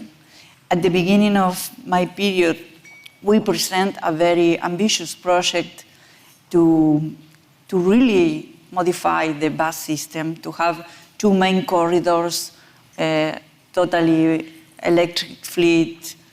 And as far as we need the approval of the national government to contract the debt, and the national government never said nothing to us. We do what we have to do, is to look ahead. And in that way, we have data. Well, let's use the data to improve what we can, what we have. We have the connection with the people. We have the possibility to open the participation of the people, then do it a better public space. What can we do? We can build a trust fund to help change more units, because the gap between gas, a fuel bus and an electric bus is very huge. So I think that whatever we have, the important thing is to focus and enhance the experience of the people. Because it is now, people is living now.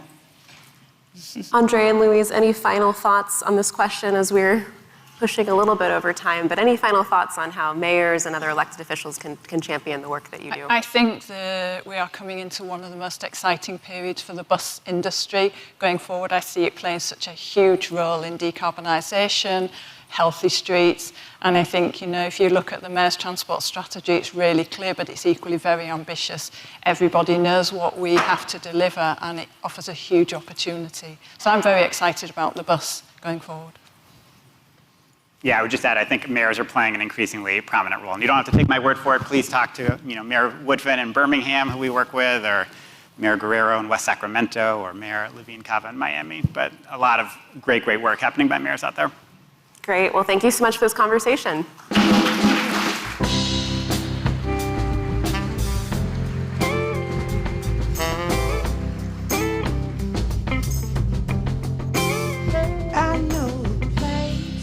Please welcome Professor of American Health, Johns Hopkins Bloomberg School of Public Health, Daniel Webster, SVP of Government Affairs for Everytown for Gun Safety, Manisha Henley, Managing Director of Community Violence Initiatives at Roca Impact Institute, James Timpson, Director of the Community Safety Department for the City of Albuquerque, New Mexico, USA, Mariela Ruiz-Angel, with Editor of Headway at the New York Times, Matt Thompson.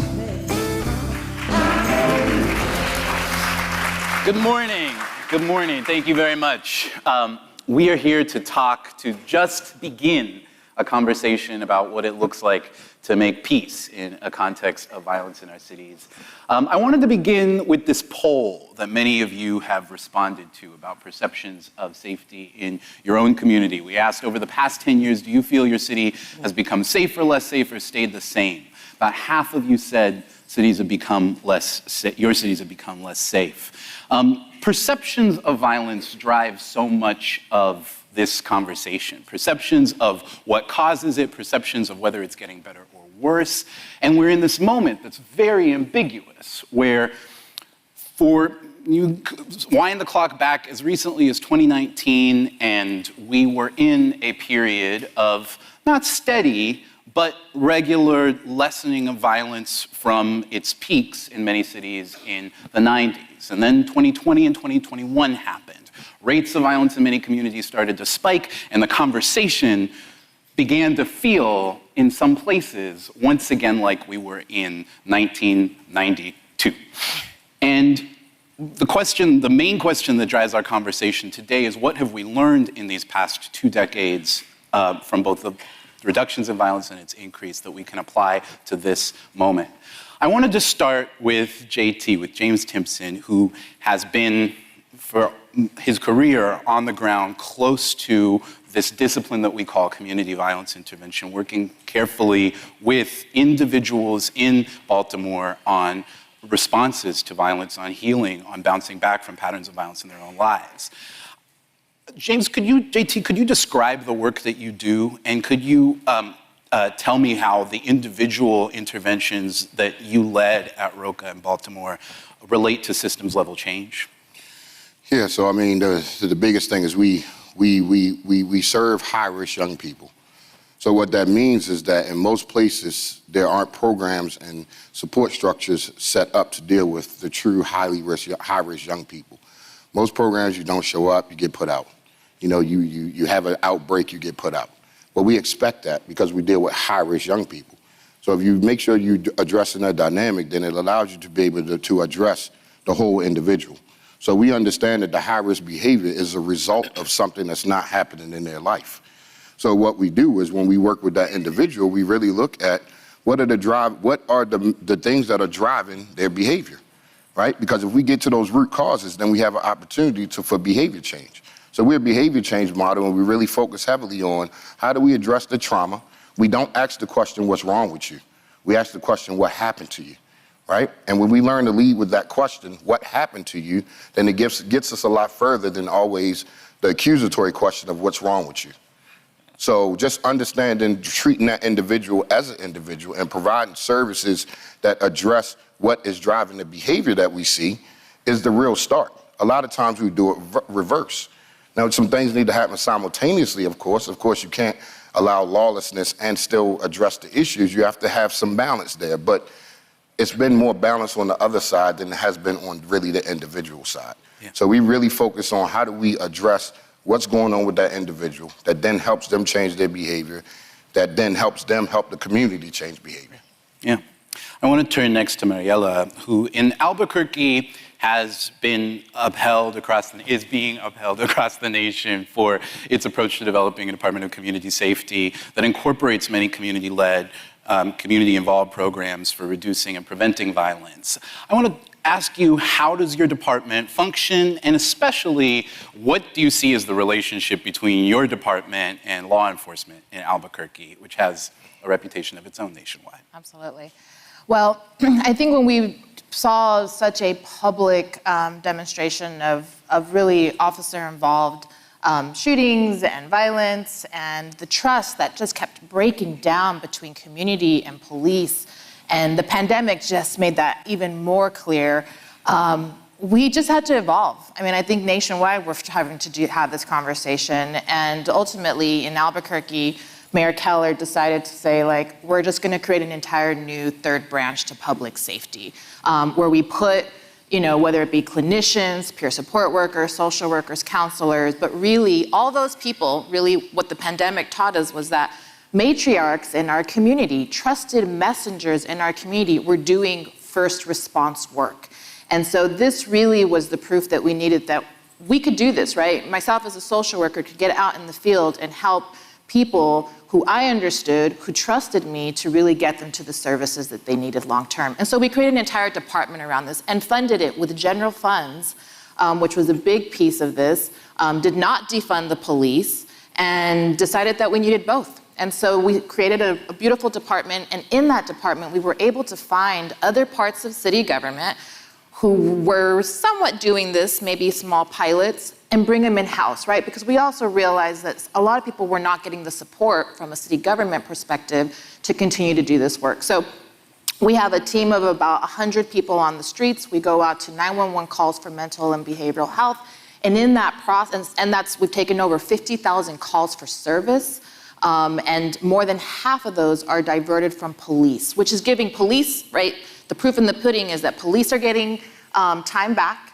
We're seeing that in call volumes, we're seeing that in response times, and we're also seeing that in officer-involved shootings going down, especially those that have mental behavioral health, or those, and I'm gonna say it, is that those in those Black and brown communities who ultimately do, right, they actually need to be connected. We need to be doing restorative justice practices. We need to be really hitting, and again, like JT said, hitting really the grassroots. What is going on at the beginning? What was the inherited trauma that this child, that this individual received? So we're really proud of what we created, but really what it's done is started to be the catalyst for the larger conversation about police and non-law enforcement coming together. And so although it's a tricky balance, myself and our chief of police really, right, I'm an equal to him. We make decisions together. We stay in our lanes, but he understands how important this work is. His officers understand how important this work is. And don't get me wrong, it wasn't like we're all a happy family and we're gonna get together and kumbaya. It is tough work. We respect what we do, but I think 2 years in, we're the longest standing. I will tell you, like, we truly are part of public safety, and my hope is that they will, as we grow, really start to see that they can rely on us, just like we've relied on them for so long. I want to turn next to Daniel. I started this conversation by noting the ambiguous context that we're in, where before 2020, no matter what, violence would spike briefly in a city, and you could say, oh, but we're still way lower than the peaks in the 90s. And then 2021 happened, violence started to spike in many cities, and we were left in this moment where the conversation started to feel like the 90s. But I wanted to ask you, since you spend a lot of your time understanding community-led responses to violence and understanding the data around violence, what has shifted since the 90s? What's shifted? What have we learned over the past 2 decades about the root factors of violence, and what have we learned about responses to it?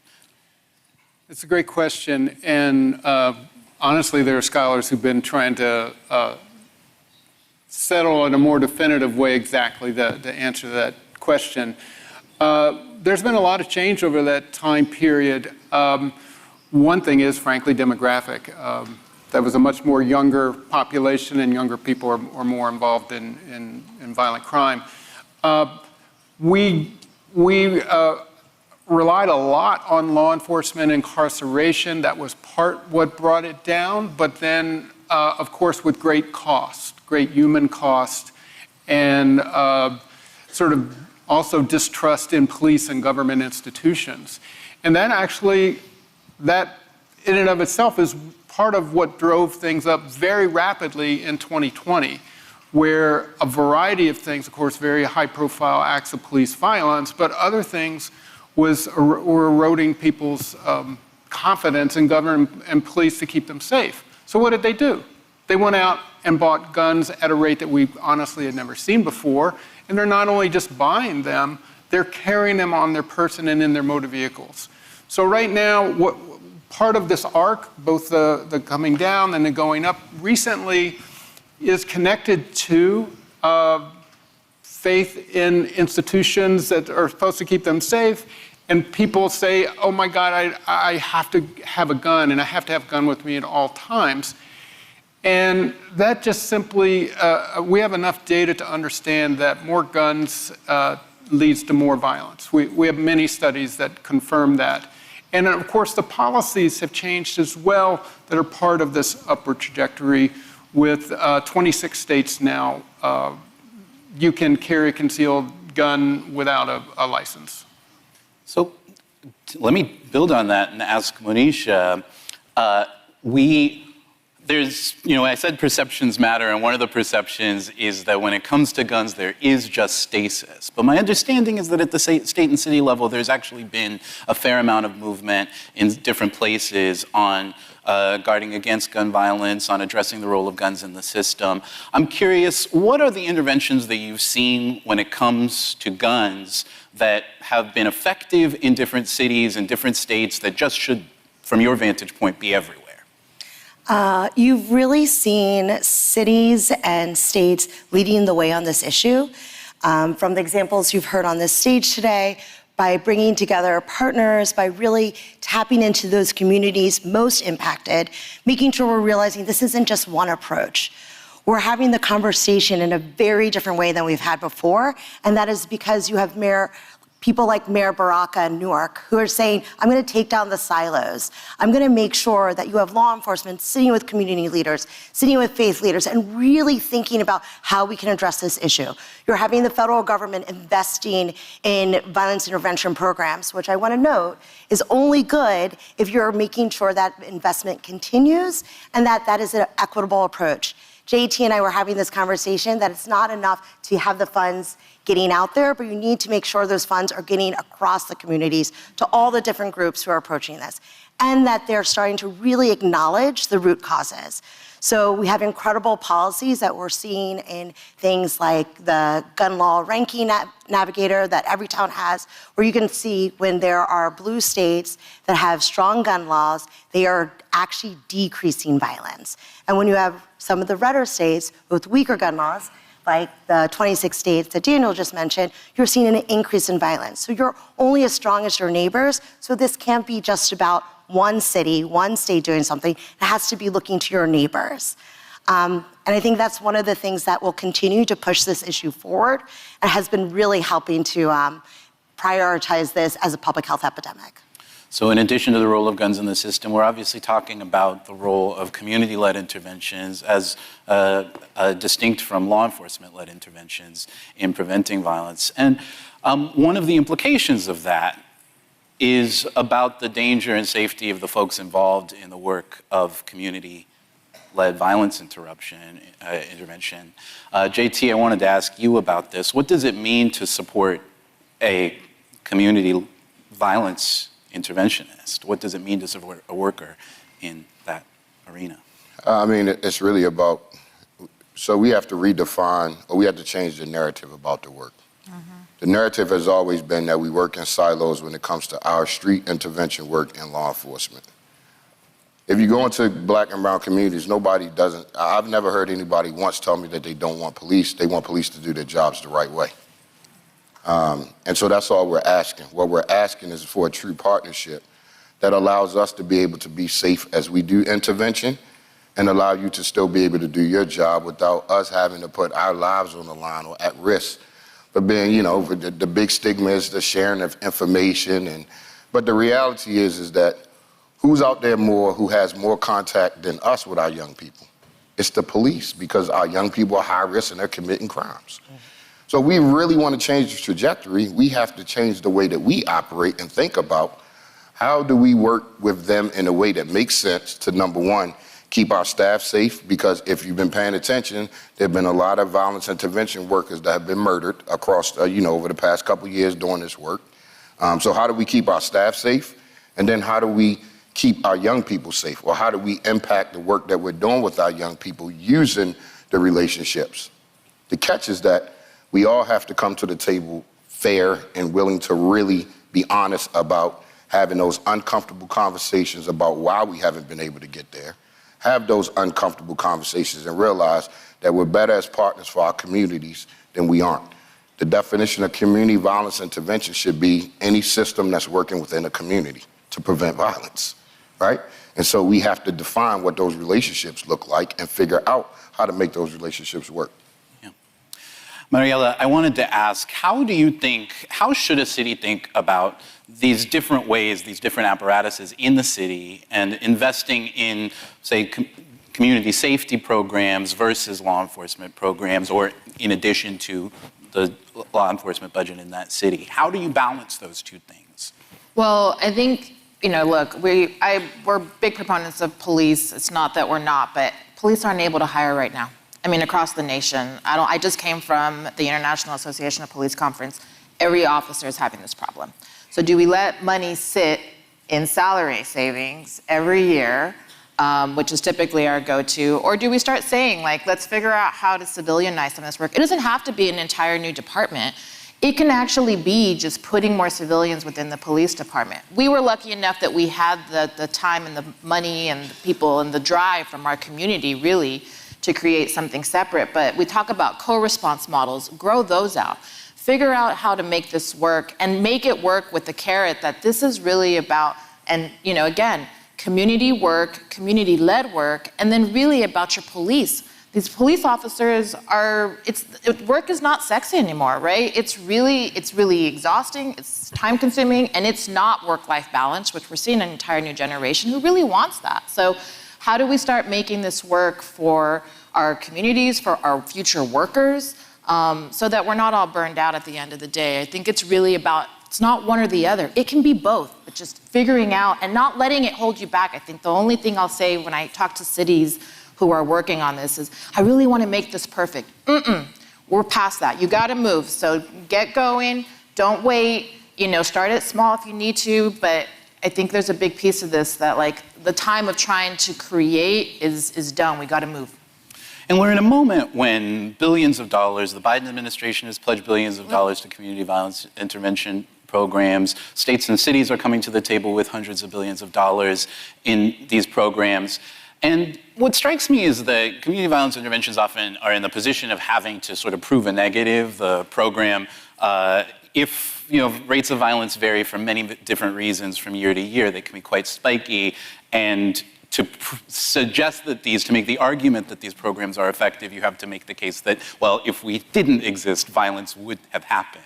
So I want to ask Daniel, How do you think, and I could throw this question to the rest of the panelists as well, how do you think we should be evaluating the effectiveness of these programs? Yeah, well, this is something I've been doing for a good portion of my career. One thing we've gotten really good at is statistical modeling.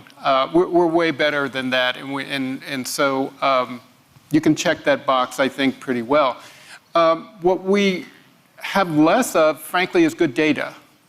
And I really want to push that cities should have something akin to a homicide shooting review board process.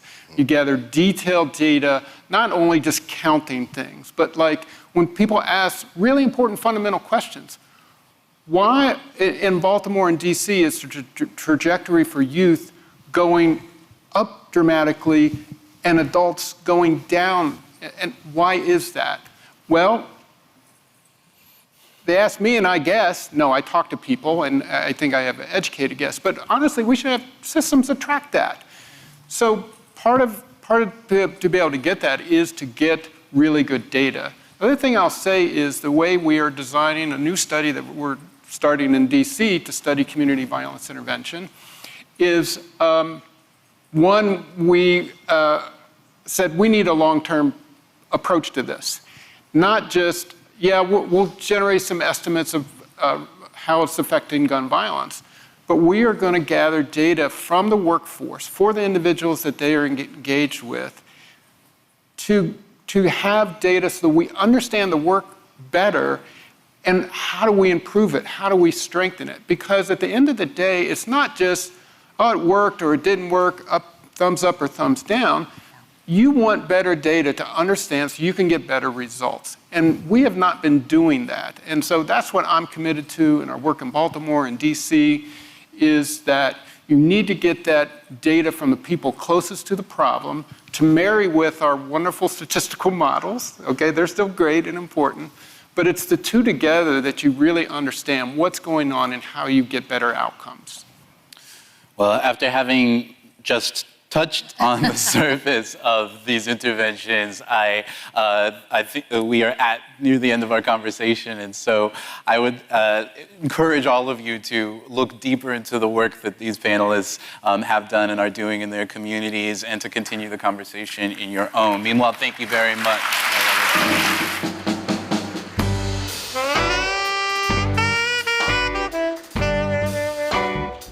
Please welcome, from Government Innovation at Bloomberg Philanthropies, Ryan Peers, Director of Visor Urbano, Unive Moreno Sanchez, Mayor of Birmingham, Alabama, USA, Randall Woodfin, with CEO and co-founder of Results for America, Michelle Jolin.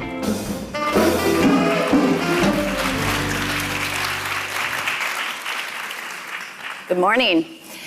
So our panel is going to be focused on the very, very important issue of how ideas spread and replicate between cities. And this is especially important because of Mayor Bloomberg's fabulous announcement yesterday about the Bloomberg Cities Ideas Exchange, which is going to be supporting cities to replicate ideas and to accelerate the speed. And I hope Ryan will be telling us more about that.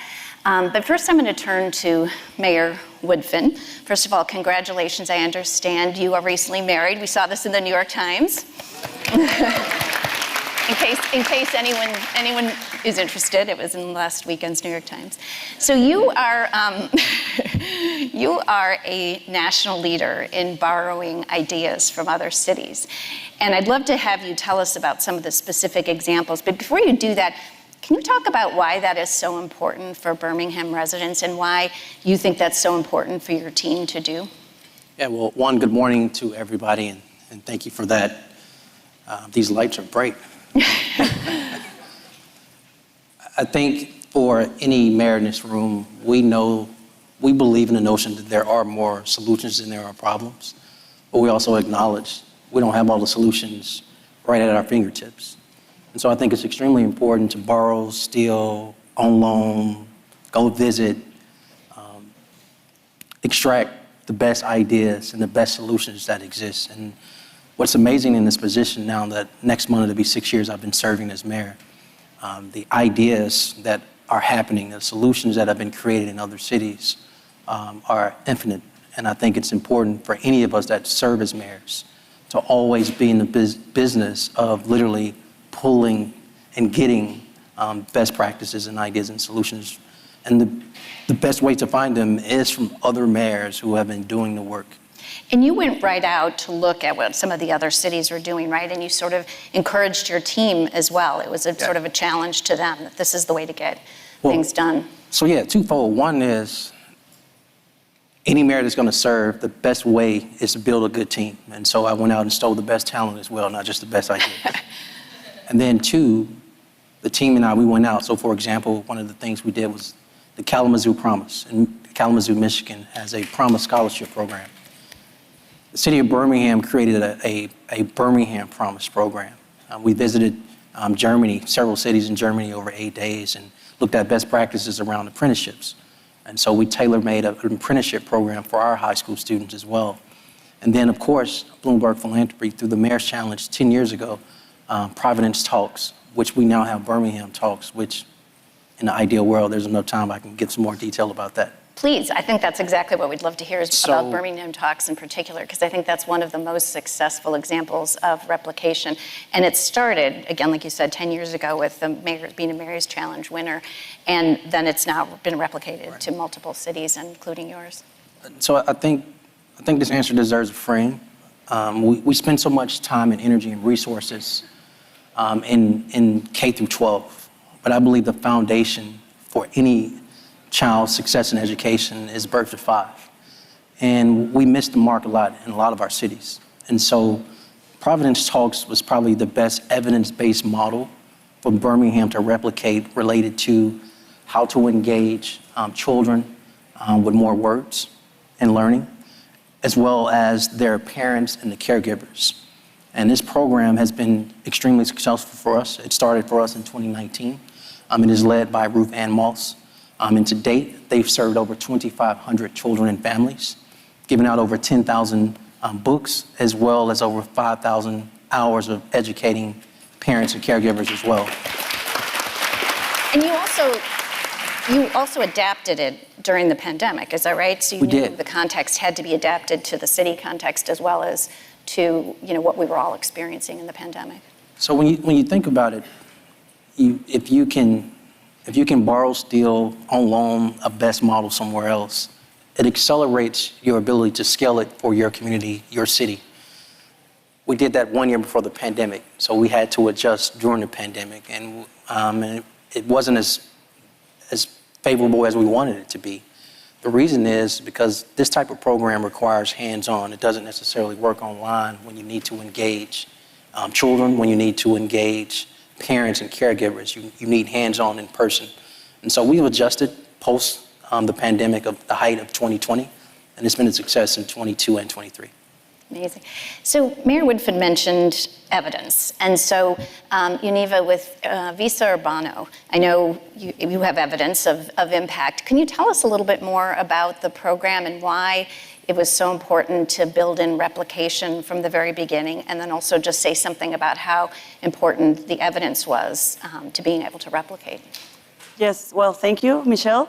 Visa Urbano, it is an open source platform that digitalizes business and construction licenses and promotes urban development in a very transparent and efficient way, saving costs for government and for residents. And it was one of the Mayor's Challenge winning idea in 2016. So it is a really important idea to spread because it opens the door to innovation and technology to many cities that otherwise wouldn't have the opportunity to have a digital platform like this one. And well, I can tell you about a little story about a small city called Cabo Corrientes, which is in the coast on the state, that before the implementation of Visa Urbano, citizens need to spend almost 3 hours going by boat to make their procedure. And now, after the Visa Urbano was implemented in their city, the citizens doesn't need to go to any government office and make the procedure completely online.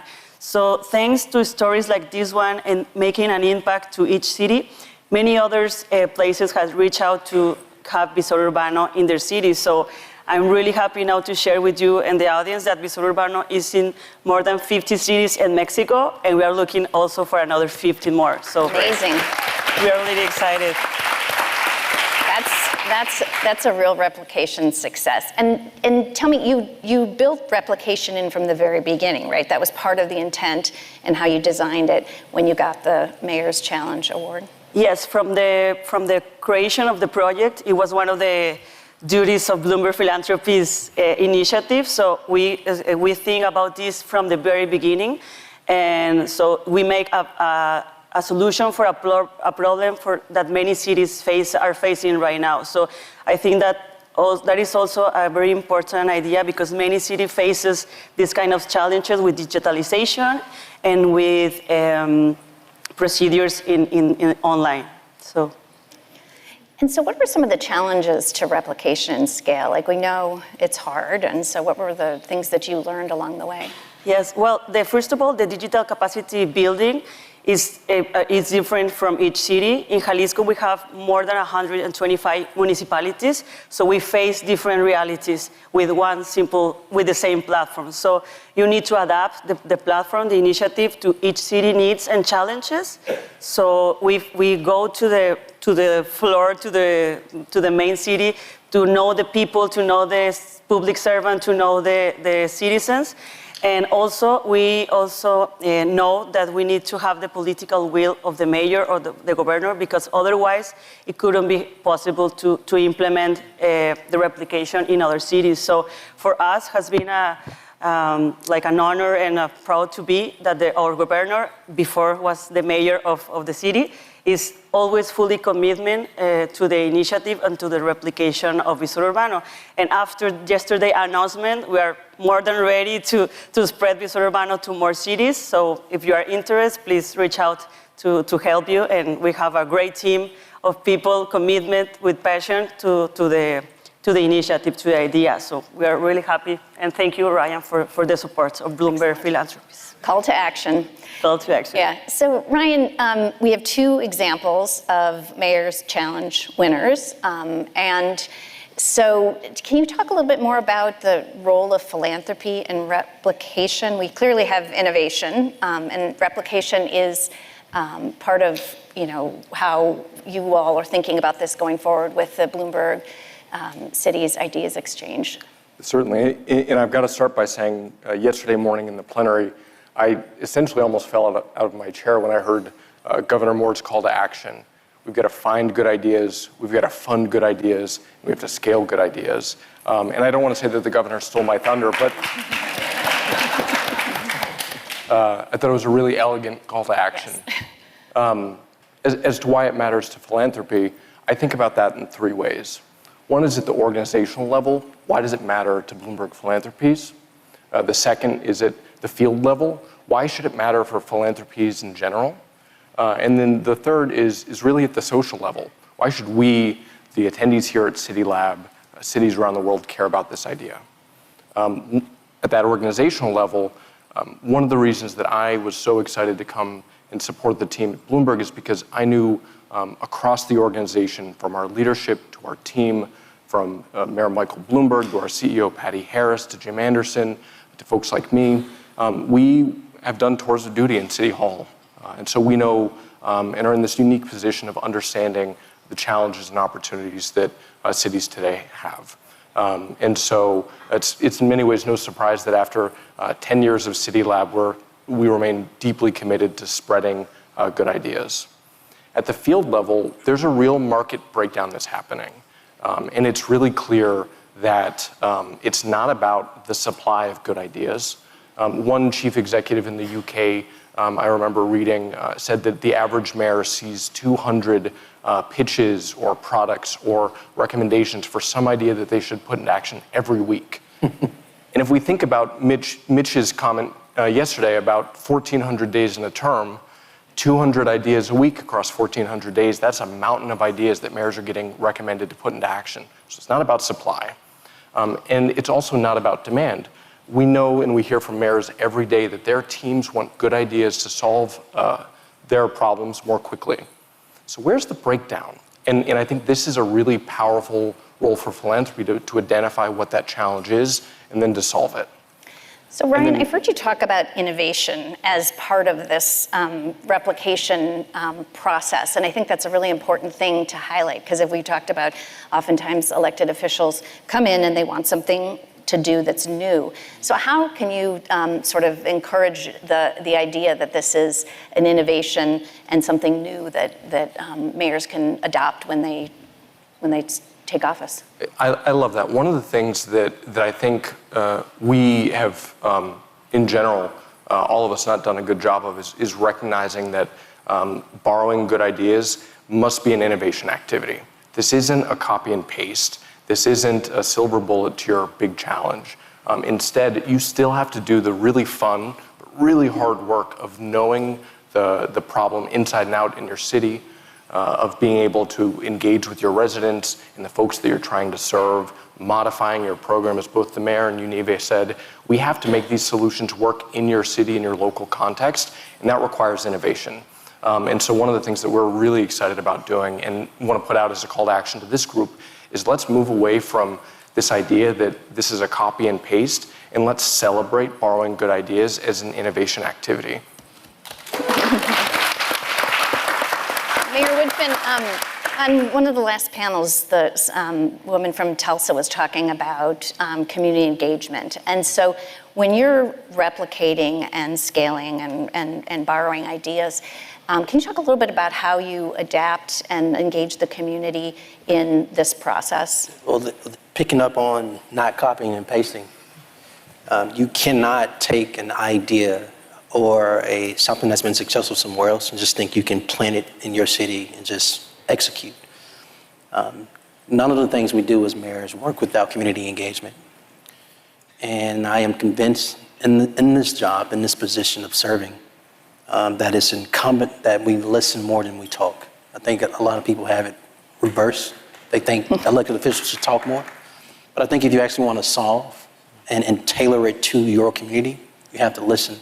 And so in this process of getting Birmingham Talks off the ground, it was important that we engage the community, that we listen to parents here, and then we listen to caregivers here.